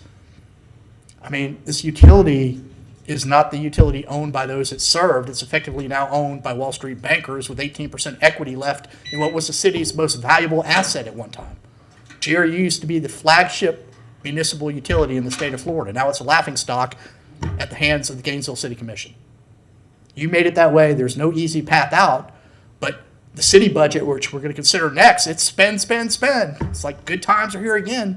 It's like you guys are living in a speakeasy in Prohibition, partying like it's 1999. You guys just don't get it. That's the problem. And it's hard to come here repeatedly over the last decade and implore you when you don't listen. You might as well just be looking at the back wall, because you're not listening to me. You're not listening to anyone in this room. You didn't listen to your former general manager, Ed Bilarski. You fired him. That was reckless, and now look where you're at. Thank you. Say no. Madam Clerk? Our next speaker is Faith Kerr. Brian O'Brien. Kenya Ellis.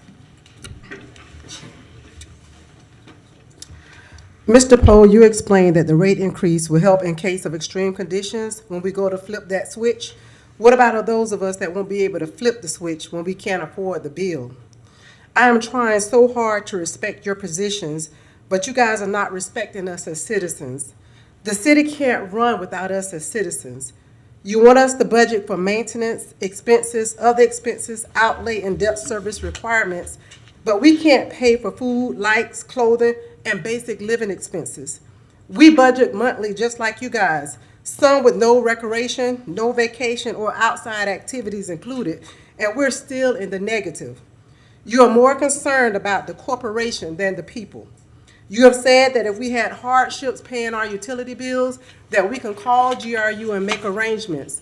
But if our income is 5%, 2%, or more over the income level, we don't qualify. How can we trust you with this budget when we can't trust you to help us when we're in need? There's no chart or anything to show us what this budget is for. The majority of the budget is going to debt. Debt that most of us didn't incur, have no idea what it's for. We're all in debt. How is this going to help us? We need answers. We need help. We need this for our community. This is not helping us at all. Our next speaker is Joe Beatty.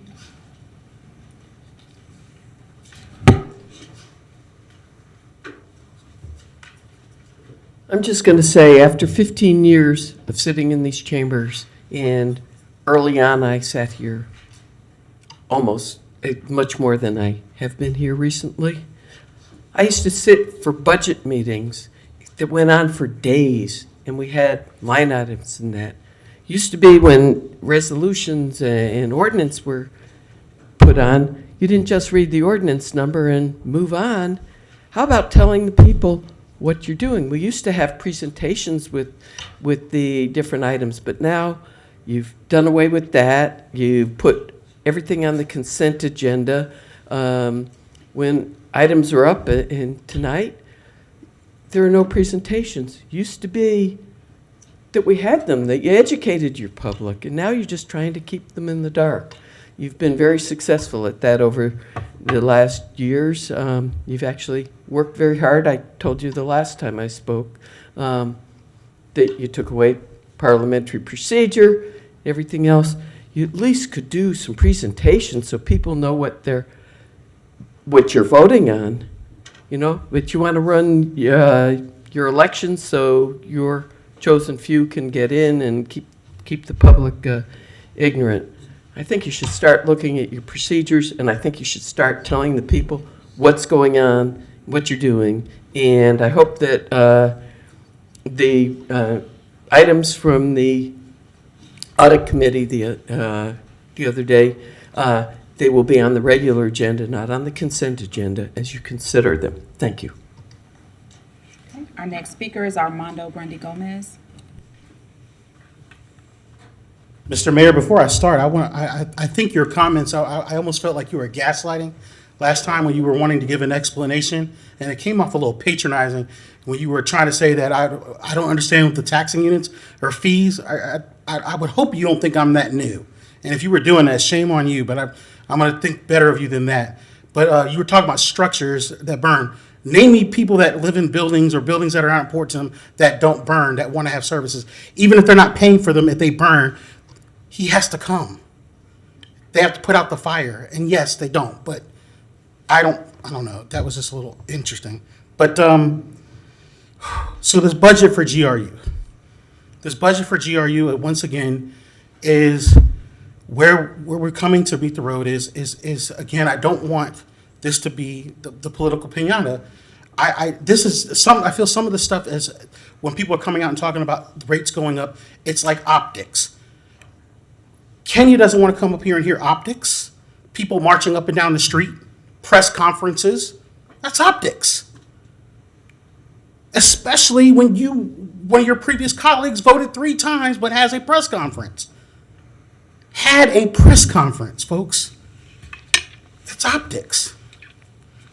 What we want and what we're asking for is tangible, actionable results of what you can do, not what you can't do, and certainly not, I don't think Kenya, or y'all like to use the word neighbors when it's convenient, but none of your neighbors are coming up here and asking for relief, for pretend relief. This isn't Candyland or Monopoly.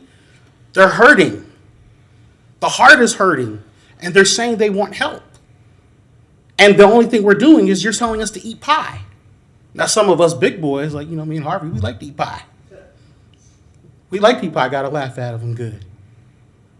But we're really, seriously, what are our finances? This debt service, I'm sure, Mr. Mayor, the interim manager has looked at that debt service level. Mr. Cunningham's been in this business a long time. Probably no one better than him to know about wastewater and knowing about water. But the truth of the matter is that this is a political pinata. And it's going to be the same next year if we don't change our behaviors. And you can't keep throwing more money than what's coming in. The numbers don't add up. So that's just basic economics. And Mr. Mayor, I know you being an economics professor, know what a structural budget deficiency is. We have one here. What are we going to do to fix it? I don't hear that. I just hear Mr. Gomez is crazy and unhinged, and there's nothing unhinged about what I just said. I've stayed on the issues. I've been waiting for an answer. You haven't given one. Thank you. Could I make comments, or? Did you speak on this item already? No, sir. No, of course, yeah. I appreciate Mr. Grundy Gomez's comment about everything with you being optics, and there is no beef. So I need the overhead for this one in a minute here, but I'd also like to point out that he said you're an economics professor, and you have certainly tried to lead people to believe that over time with your references and glowing comments about yourself. But the truth is, you have no economics expertise whatsoever. Your degree is in social sciences. And so that's another one of the myths that you were allowed to propagate over your years and use the city machine, our tax dollars, to put that indirect messaging out there and fool people into thinking that you had some particular expertise. That's not correct. You're a social studies master's awardee from the University of Florida, which I think is wonderful. But when you parade as an economics professor, with all the damage that you've done, you owe the citizens of Gainesville an apology. During your last hyperbolic spiel out after the last item, I walked outside. Can you zoom in on that, please, sir? And this is what Mr. Gomez is talking about. This is the result of what you've created in Gainesville. There's bread lines forming on your front porch. And I asked these folks, I said, you know, you're doing a very wonderful thing with your mission. And I said, does the city help you at all? And they said, no, not a dime. And I just think if you can't understand this when on your own doorstep, folks, I don't know if you can see that at home, but I hope you do. This is what's going on in the city of Gainesville. These folks are waiting, they can't afford to eat. Give these folks a break. Don't raise all these rates. You're gonna have to restructure your debt somehow, and you're gonna have to cut your spending. All these projects that you've ventured into that have nothing to do with the roads or the sidewalks or providing people with water and power, they're silly. And it's not that they wouldn't be good if you had the money, but you don't have the money. Thank you very much. Thank you. Mr. Gomez, I certainly was not directing any comments at you. The question was raised, what is the assessment and how is FPU calculated? I just wanted to give an overview of that. And we have addressed three separate things tonight: fees, assessments, and taxes. And I just wanted to make clear what the differences were. You know that I respect you, and I would never talk down to you or anybody else. Apparently, when I was in back, the question was asked, were the budget meetings televised? I don't know off the top of my head which meetings are and are not, but the clerk can certainly help with that and direct anybody to the video. And then the missing years of financials. So those are in years past. So every year we do a budget for the following fiscal year, which will start on October 1st. We are going through the process of reconciling past budgets and auditing those. Madam Manager, I hate to put you on the spot, and if you need to get back, that's fine. Ms. Ramos might know, but it was brought up last April. We were 17 months behind in reconciliations. To my knowledge, we've caught up and corrected those, but can you just give us a brief update on the status of all that? Yes, Mr. Mayor, members of the commission, bank reconciliations were behind approximately 17 months. During that time, Ms. Resnick and April Shuping were in the finance department, helping us to try to pull it together to prepare for the auditors. The reconciliation process has pretty much caught up. What we're dealing with right now is data issues from the, moving into the workday. It actually has slowed things down. The auditors came in. Not enough work was really ready for them to actually dig into the audit, and so they actually had other clients. They moved, on to work with those clients, and they're coming back. So that has taken us off schedule. We were hoping, and at that time, Ms. Resnick and Shuping did share that we were shooting towards the end of September, but we may not make it depending on what, was found moving forward. We're not ready. We would hope that we would be ready maybe in another 30 days, but we will not be, I confirm, ready at the end of September. Okay, thanks for that update. And to delingofy that, Workday is a sort of massive software system that helps us run all of our city processes from payroll to accounting. And so we implemented that new software over a pretty long period of time, but it made it difficult to get the same data from two different systems, and that has certainly slowed us down. But hopefully that answers the questions. Okay, so we'll move back to the commission for a roll call vote on this. Is for the GRU tentative budget. Commissioner Chestnut. Aye. Commissioner Hayes Santos. Aye. Commissioner Sacco. Aye. Commissioner Ariola. Aye. Commissioner Ward. Commissioner Duncan Walker. No. Mayor Poe.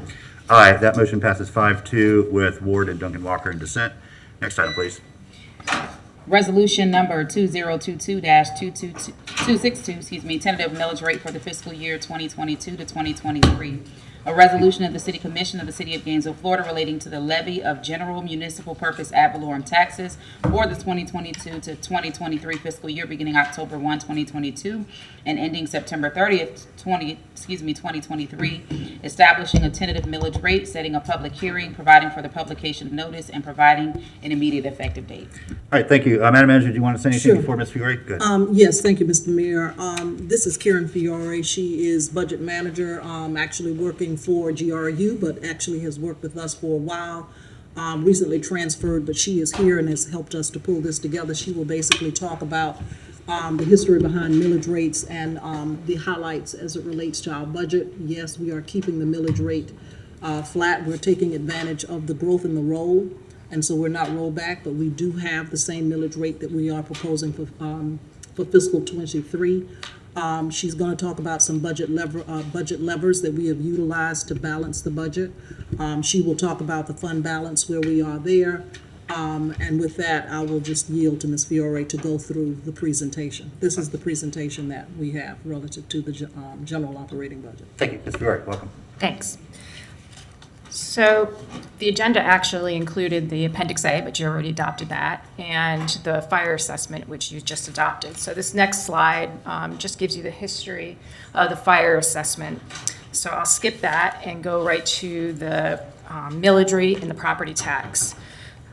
The taxable assessed value came in at $8.9 billion for this year, which is about 11.8% increase over last fiscal year. The Alachua County Property Appraiser has published the preliminary 2022 millage rates on her website. So it's a 2022 millage rate, but that is for our fiscal year 2023 budget. So that's why you're seeing the two different years there. And you can see in blue, the city of Gainesville is the third lowest in the county at 5.5 mils. On the property tax, if keeping the millage at 5.5, that will provide us $47.5 million in property tax. This is about $4.5 million increase over fiscal year 22's revenues. The rollback rate. The rollback rate is designed to tell you what the rate is needed to collect the same amount of revenues from the prior year. So for fiscal year 23, the city of Gainesville's rollback rate will be 5.0351 mils. The current year proposed tentative millage rate will remain the same at 5.5 mils. The percent increase over the rollback rate is 9.23%. Seeing how the rollback rate is calculated, you can see there that at the 5.0351 mils, that would collect $43.5 million, and that's at a 96% collection rate. And on the bottom line there, we're requesting to keep the millage rate at 5.5 mils. Again, we'll collect about $47.5 million in revenues, again at 96% collection rate.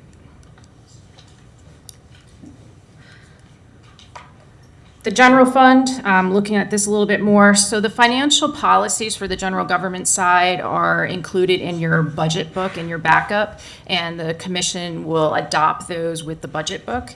And we're requesting for the general fund balance policy that this policy be waived for this fiscal year due to the timing of the fiscal year 21's audit.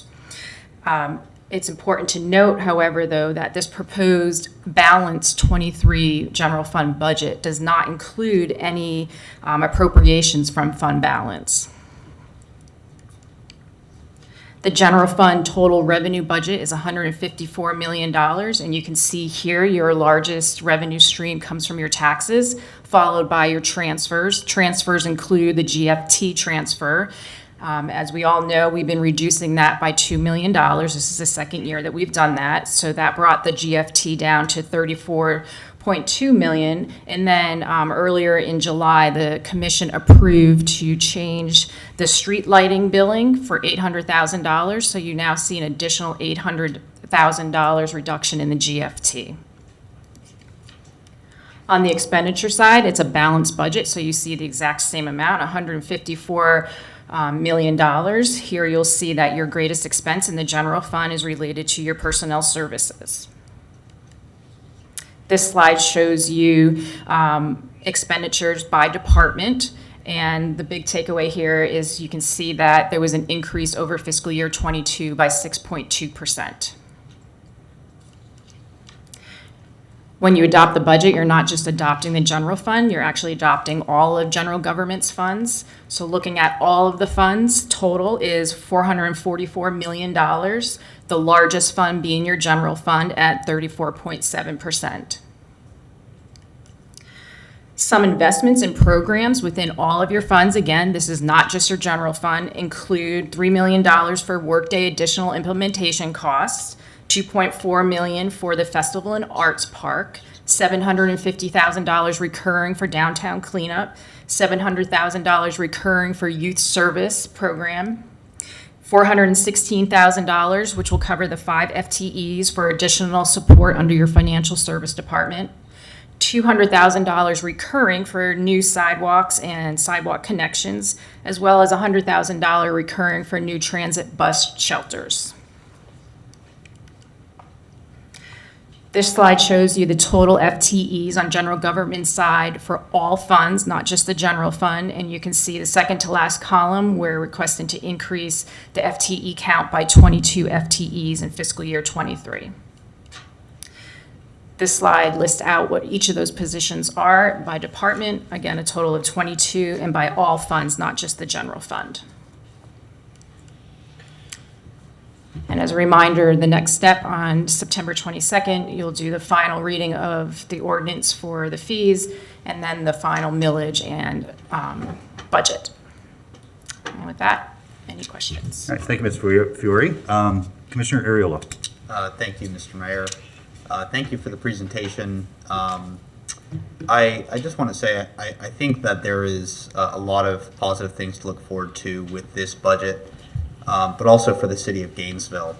What I think is really unique about this budget is that we were able to continue our reduction in the general fund transfer while also being able to address a lot of the additional needs and increments that the city took on as challenges without having to raise the millage rate. And so I think that Gainesville is now entering a phase where, you know, we're no longer just a small college town where the university takes up most of our tax base. We have a growing tax base, and we have growth in GRU customers. Over the last 5 years, we added 5,000 new customers. So there are still challenges in the budget, to be sure. But I think that the future is looking good, and we just have to continue to look towards that future and watch the trends, because it is, I think, a significant step forward with this budget. So with that, I'd like to go ahead and move Resolution 2022262. Second. Motion and second to adopt the proposed resolution. Madam Clerk. Debbie Martinez.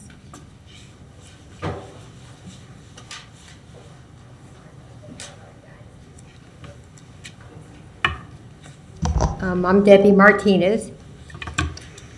Citizens have been coming before the commission for over 5 years, pleading with the 4 men sitting up on the commission to be more fiscally responsible with taxpayers' money. These 4 men, led by Commissioner Harvey Ward, responded to residents by reducing opportunities for them to speak live during city meetings and hired more armed security. After 5 long years, it appeared to me that as long as these 4 men could keep piling more and more and more fees, taxes, and other charges onto our property tax bills to support their reckless spending, residents would continue to suffer. Because of your failure to be good stewards with our taxpayers' money, we will continue to have even more city residents struggling to stay in their homes. Commissioner Harvey Ward, over the past 5 years, on numerous occasions, voted to increase our property tax bills. And I find it rather interesting when we have the votes to make those increases, how convenient it is for him to pretend that all of a sudden he cares about fiscal responsibility. Thank you. Madam Clerk, next speaker, please. Speakers, Nathan Scott. Before I begin, Mayor Poe, can I bring that back to page 6 and then have the overhead first? So if we move the slides back to. Yeah, and streaming video too, for anyone who's listening out there in the room. So slide 6, please. Sorry, I would have done it myself. Okay, thank you. Let me, is that the advanced one? I think I got the slide wrong. Sorry, can we move that forward to the property value? Next one. Yeah, property tax rate. Perfect. Thank you. All right, can I have the overhead, please? All right, so at the general policy, Nathan Scott, at the general policy meeting, there's a little snippet by Commissioner Ward, so I'm going to disprove that myth because you guys want to spin everything. But what we have here, folks, that people are listening, is a tax increase. Under state law, you are adopting and voting to approve another property tax increase. Why? Your own staff memo says this. As a result, the city is required to publish a notice of proposed tax increase in accordance with state of Florida's truth and millage requirements. Why? Because the millage rate results in increased revenue. Matter of fact, it's 9.23% more than the rollback rate. So if you're revenue neutral and could constrain your fiscally irresponsible spending, because as Mr. Grenagome says, you have a structural budget deficiency due to your own reckless spending, you would adopt the rollback rate, but you're not. You're keeping the millage rate and getting more revenue. So that's what's going on here. If we go back to that slide real quick, you can see the growth in property tax revenue. I mean, it's grown exponentially because you spend exponentially. So this is what's going on here. If we look at that slide, looks like about $25 million of increased government spending and revenue.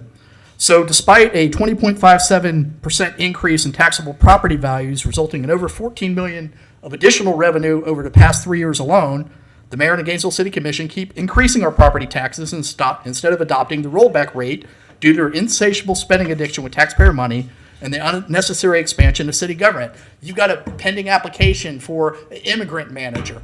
It's like, what does a city the size of Gainesville need with an immigrant manager? That's just your reckless spending. Taxable valuation in the city of Gainesville represents a 11.8% increase over the 2021 values. Okay? The tentative adopted operating budget millage rate is 9.23% more than the rollback rate, which you just saw in the staff memo. That generates, this year alone, additional $4.5 million of money for the city that could be used to lower GRU rates. Don't talk to me about your little token $2 million reduction to the GFT, Commissioner Ariola, through the chair. That's naive. That's just the same stupid thinking that got us in this mess. That's $2.5 million of extra money you could reduce our GRU rates by, but you spend it. So don't fool anyone. This is a tax increase. You know it. I don't care how Commissioner Ward, who's running for election for mayor, and he doesn't need to be mayor, wants to spin it. It's a tax increase under state law. That's why you had to issue the trim notice, pursuant to the staff's own memo.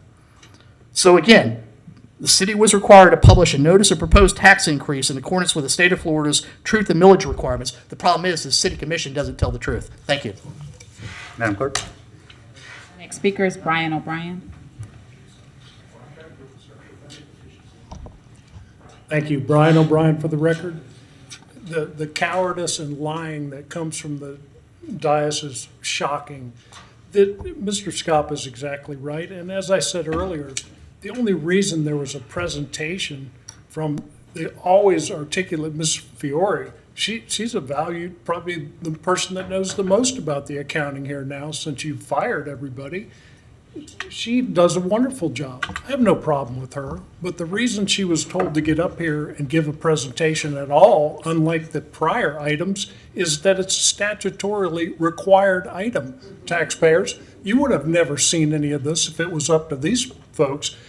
This item is dictated by law, so they've gone through, they've had Ms. Fiore, very nice, appropriate person who's an expert, present the facts. And then David Ariola, you'll never get another job as any kind of progressive, sir. You try to tell people that this is not a tax increase, you lie through your teeth. This is a 9.23% tax increase. I am so ashamed of you, David. We used to be neighbors. I thought you were a neighborly If we person. could direct our comments Oh, to the just chair, please. shocking. Okay, so how did we get here? Since in the 5 years that I've been studying the finances of the city of Gainesville, the excuse has always been the same. There's different players, there's different ways that it's been spun out, but it's always, we're working on it, we're waiting for something to happen. We're going to get it back up to staff. We're going to get this program installed. This ERP system has already been paid for, and now you're spending another $3 million? What do you need the $3 million for? To fill the hole that you've dug in the budget by not reporting correctly? Shame on Ms. Curry for carrying your water and saying that it's because you have 2 accounting systems slowed you down. You fired half the department. No wonder you've slowed down. This is a travesty. And sir, I hope you go to jail over this, because this is a terrible, terrible thing that you have foisted on the fine people of Gainesville, especially during a time after a pandemic when people are genuinely hurting, standing in bread lines on your front porch, and you have the audacity to put these people up here. And how do you get David to say that? He's got no future in politics. Why would he come up here and lie like you tell him to do? That's disgusting. So we could talk about the debt and all the essentials of the problem if we had a financial statement. We could see where the problems are. Until you stop your denial and look in the mirror and say, the problem is going to come out, we can't fix it. Thank So you, Mr. stop O'Brien. hiding the facts. Thank you very much. Madam Clerk? Joe Beatty?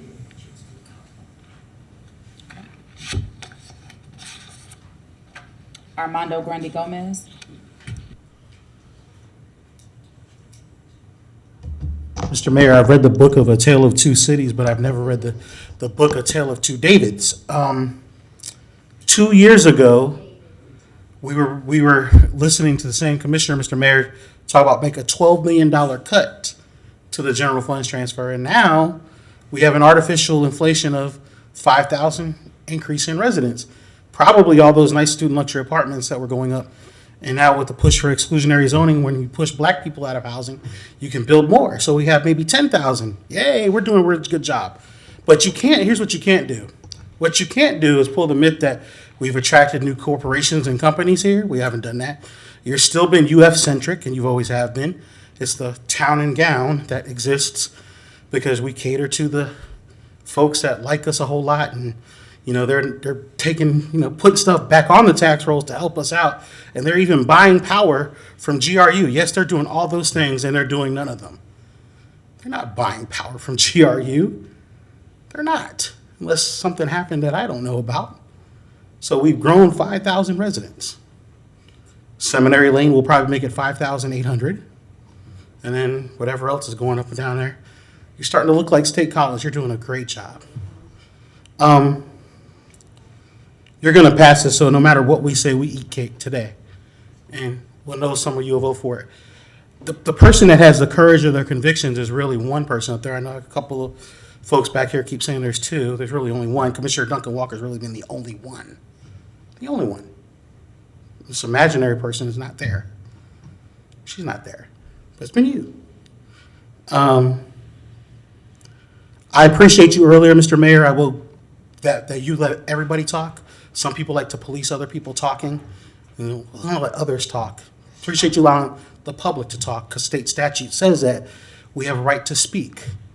Some people like to be the police people's voices. The truth of the matter is things do go up. There is inflation. But the great news is also there's an Inflation Reduction Act, which is also good, which should be using. Mr. Mayor, I don't know if you're familiar with the Justice 40 policy. Are you familiar with that, Mr. Mayor? The Justice 40 policy is an initiative from President Biden that says that 40% of dollars, when you get federal dollars, 60% goes to capital projects, things you're going to improve, and 40% goes to disadvantaged communities. You have a lot of projects in your budget. You probably should look into that. It's been around since 2021. So things like complete streets are not segmented like just around University Avenue. University Avenue is only a complete street, according to the federal definition, only around the university. That's a fact. Ask me how I know that. I'll put on my civil engineering hat for you. Thanks. Thank you. Speaker is Faith Kerr. Faith Kerr. I wasn't going to speak, but then I thought I got my tax thing for my property in the mail the other day, which it went up a lot. So this is my thing. When it comes to leadership, we can always try to point fingers. My grandpa always told me when you point one finger, you got 3 more coming back at you. We're absorbing the decisions that you're making. When it comes to 9%, that's almost like a tithe. That's what God asks from people. Like, seriously, there's a problem with this. Just because you guys need more money doesn't mean I'm making more money. How am I supposed to keep coming out of pocket? I don't have children. But the people who do, my neighbors are elderly. They're making decisions on what medications they can get, what can they go without, who's going to have, like, what? She wanted a watermelon. So I went out and bought a watermelon and split it with her. Like, we're really coming together as a community to figure it out. But there's a leadership problem. And I said last time I was here, John Maxwell or Jocko, they're on YouTube. They're great representatives of leadership, but everything starts at the top. People from workers and the community. What are the solutions? Move out of Gainesville. Do you want everybody to move out of Gainesville? And then you sit there and think, well, I can't really move anywhere because I can't afford to go anywhere. I can't sell my house to be able to get another house. Rent is more than what mortgage is for some of us. And then the utilities, what, you move out of town to get lower utilities. But really, what is this doing for Gainesville? Gainesville is supposed to be a community. They're supposed to like come together to do stuff. But if leadership's not on board, it's not going to happen. And you're really going to find the hardships of not having the people here that can contribute in a positive manner. You're going to find more people lining up, trying to get food. We're literally choosing between what we're eating, between paychecks, whether we can keep our vehicles. And then there's what, 17 months the budget wasn't done? I can't get 17 days from GRU, but there's 17 months. There's such a hypocrisy with all that, and it just seems like there's excuses, but no results. We need to have results with it because people are leaving because they cannot handle what Gainesville higher-ups are doing. That's a problem. Gainesville's beautiful, but when you talk about it, AC people, the water heater people, they're like, man, GRU, we just hear from everybody. I'm glad I don't live here. Is that what Gainesville's about? I'm glad I don't live here? What are you guys wanting to represent? Because it's not what we want. So you guys have a mouth and you have 2 hands to do something. And we're telling you there's a problem. Thank you. There needs to be results. Thank you very much. Our next speaker is Chuck Ross.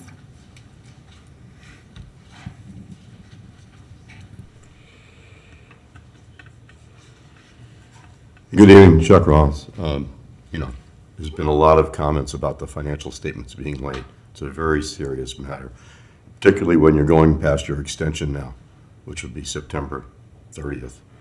And I know that when that happens, the state takes a much harder look at the city when you miss the June 30th deadline.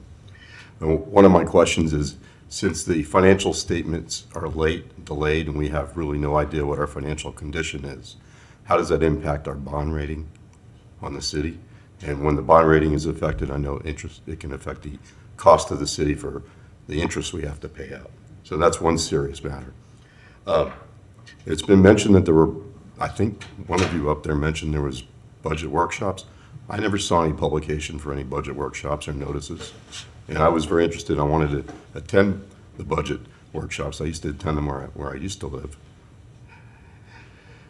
So if there was a publication, it wasn't very well done. And it was correctly stated that it's absolutely false that there wasn't a tax increase. That's just out and out blatantly wrong. And when you say things like that, you lose your credibility. Thank you. Okay, thank you. So there's a motion on the floor to adopt the resolution, which is the tentative millage rate for the coming fiscal year, which will go into effect on October 1st. It's a roll call vote, Madam Clerk. Commissioner Ariola. Commissioner Chestnut. Commissioner Sacco. Commissioner Duncan Walker. Commissioner Ward. Commissioner Hayes Santos. And Mayor Poe. Aye, that motion passes 6-1 with Duncan Walker in dissent. Next item, please. 2022 to 20, excuse me, Resolution 2022 to -263, tentative general government financial and operating plan budget for 2022 to 2023. A resolution of the City Commission of the City of Gainesville, Florida, relating to its general government financial and operating plan budget for the 2022 to 2023 fiscal year, beginning October 1, 2022 and ending September 30th, 2023, adopting the tentative general government financial and operating plan and providing an immediate effective date. All right, thank you, Madam Clerk. Madam Manager, anything you wanted to say? You did release the budget book. I saw Mr. O'Brien had a copy. It's also available online on the website or in the backup for today's meeting. No additional comments, Ms. Mayor. Okay, thank you. Commissioner Chestnut. Move resolution number 2022-263. Okay, motion and a second to adopt the proposed resolution, which is the general government operating plan and budget. Madam Clerk, we'll turn to public comment.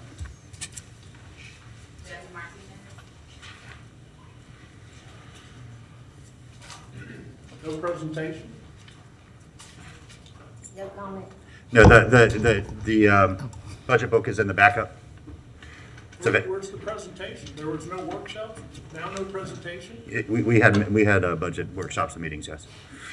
Go ahead, Ms. Martinez. I'm sorry for the interruption. Debbie Martinez, I think what I'm hearing you all say is you just want the public to surf the internet because you didn't provide any televised public hearings here in the auditorium like we've done for years. So that's why people are in the dark. You know, it's like everything's behind closed doors.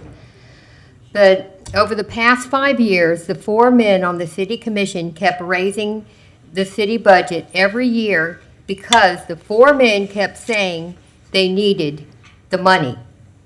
They didn't need the money. They want the money. There's a big difference between needing something and wanting something to fund your politicized pet projects.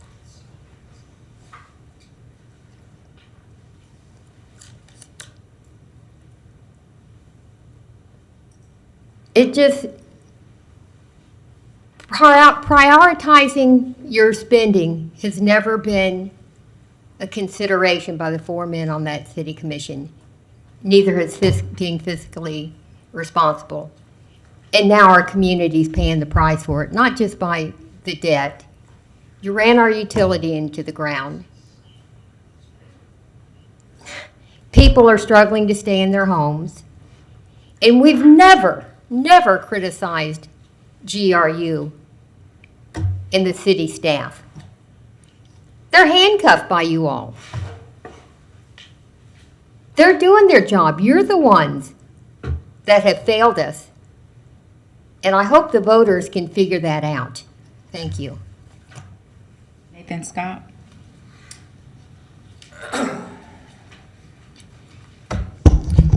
Good evening, Mr. Mayor, Commissioners, Nathan Scott. So what the people at home need to understand is that the majority of this commission, including Commissioner Harvey Ward, who's running for mayor, just voted to increase your property taxes by 9.23%. That's a fact. That's a property tax increase. That's shameful. We're flip-flopping all over the place. Election ready, waffling, make funny Waffle House videos. We probably should deliver some waffles because you're all over the place on this.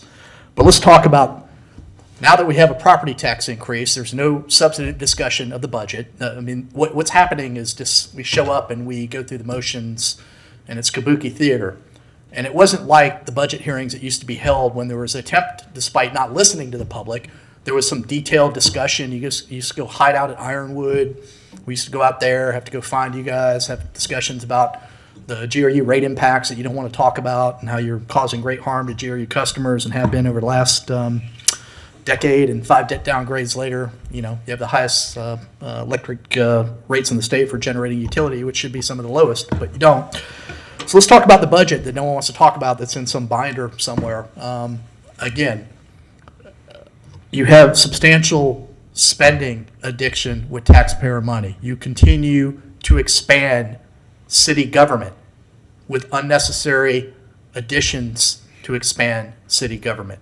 You show no willingness whatsoever to constrain spending on the city side.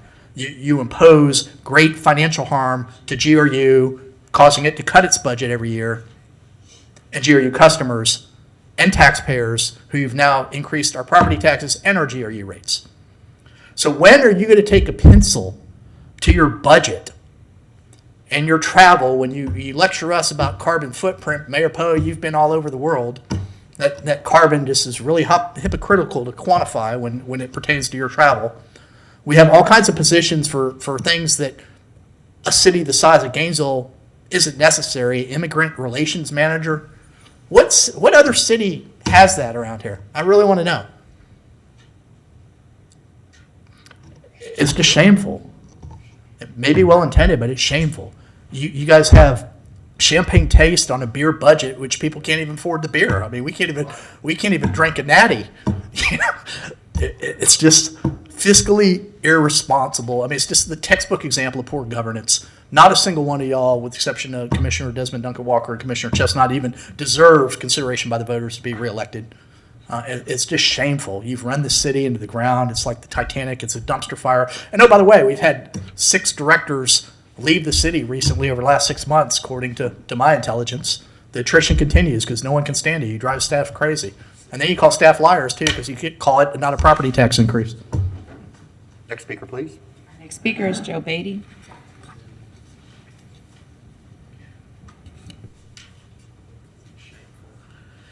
Since you don't have a public comment, I just want to say that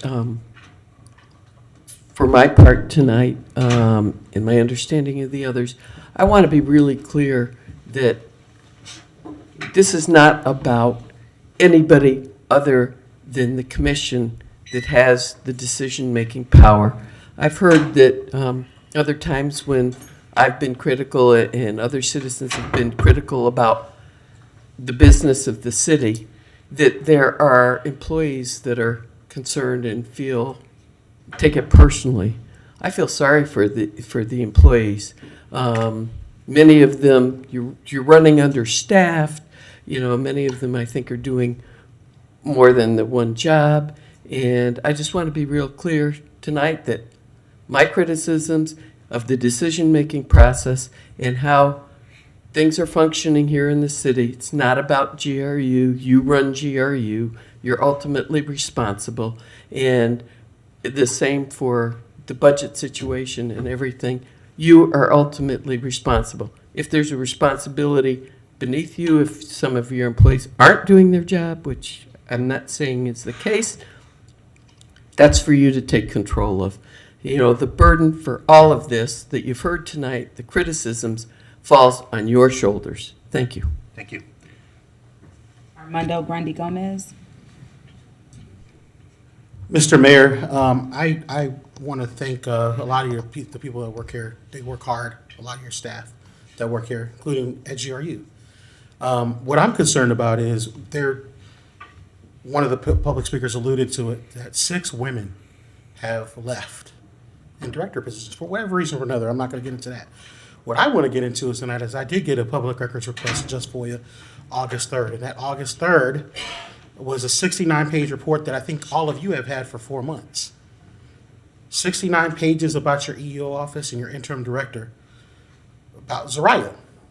And I want to know why there has been no discussion about that 69-page report. Yeah, Mr. Gunning Gomez, the item is the general government budget. Okay, I want to talk about, he's a big impact to that, but you're not doing anything about it anyway. But he's impacting. And people that are leaving and going are putting stress on people that are not longer here. And so overall, the general budget is being affected by you're short-staffed. You don't have people to be able to handle it, and people are doing what? Special assignments to be able to impact it. There's a big impact to the general budget. Big impact. And the other question I have, Mr. Mayor, for you is when are you having public comment tonight? Well, with each item.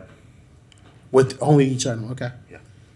All right, so Mr. Mayor, is there going to be a discussion, since you all had the budget workshops, after the budget workshops, since we keep asking about the structural budget deficiencies, can anybody show the reduction that we've had to reduce the general budget from the last fiscal year? Can that be distributed outside of what, as juxtaposed to what we're paying in the rate of the property taxes that we're paying into what we're spending as well? Can that be given to us?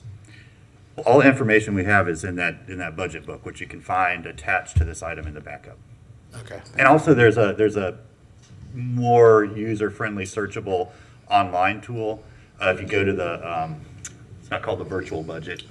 Open budget, yeah. Open GNV and the open budget. You can get really granular and, look at a lot of details there, both from the expenditure and the revenue side. Madam Clerk. Brian? Can I have the overhead, please?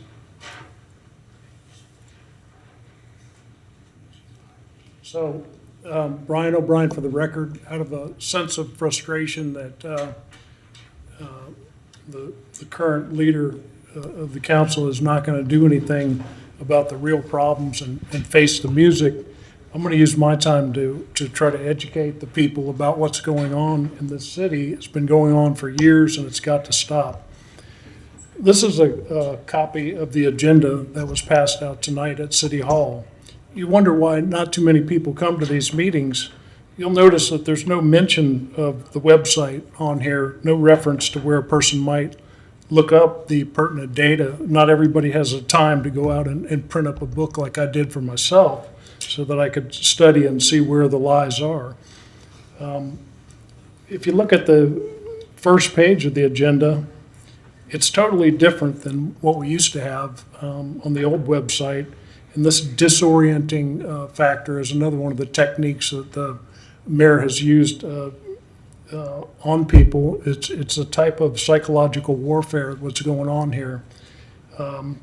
It took almost 2 years just to decode all of the nonsense, but I'd like to show you the item with tonight's budget that's being railroaded through here, because you do have a chance to show up at City Hall and complain about this on the second hearing, and I would encourage people to do that, and I would encourage people to reject candidates for mayor who have been right in the thick of it, voting for all this, and at the audit and finance committee meetings, asking 0 questions when the state auditor general is in your books trying to figure out where you've lost all this money. If you look at item F4, you'll notice that it, as usual, has a confusing set of numbers, but you look at the actual resolution number where a person might look this up online, you'll see that it just says 2022-263. Now, I would like to enter Exhibit A in the criminal file here and show you that, can we back up just a little bit, sir? AV people, hello. Okay, let's just move it down and do it the easy way. You'll see that the actual number of the exhibit is 2022-263C, as in Charlie, or in the clouds, if some people like to live there in the zone. This is a big problem because the psychological warfare of confusing people, misdirection, mixing things up, misdirection, harassing people, and failing to adequately provide the backup. Nobody here has the backup because I went and I printed it myself. Thank you, It's Mr. the only O'Brien. way that a person could have a chance. Very good, thank you, appreciate your comments. Madam Clerk? Okay, thank you. Then we'll move back, we have a motion to adopt the proposed resolution. That's a roll call vote, Madam Clerk. Commissioner Sacco? Aye. Commissioner De Santos? Aye. Commissioner Ward? Commissioner Ariola? Commissioner Chestnut? Commissioner Duncan Walker is absent, and Mayor Poe. Aye, that motion passes 6-0 with Duncan Walker absent. Any member comment? Okay, thank you to staff for all 6 charters for all the work you put into getting these budgets prepared and ready. We will have a second meeting 2 weeks from today, and we invite the public to come share their thoughts with us then as well. With that, we are adjourned.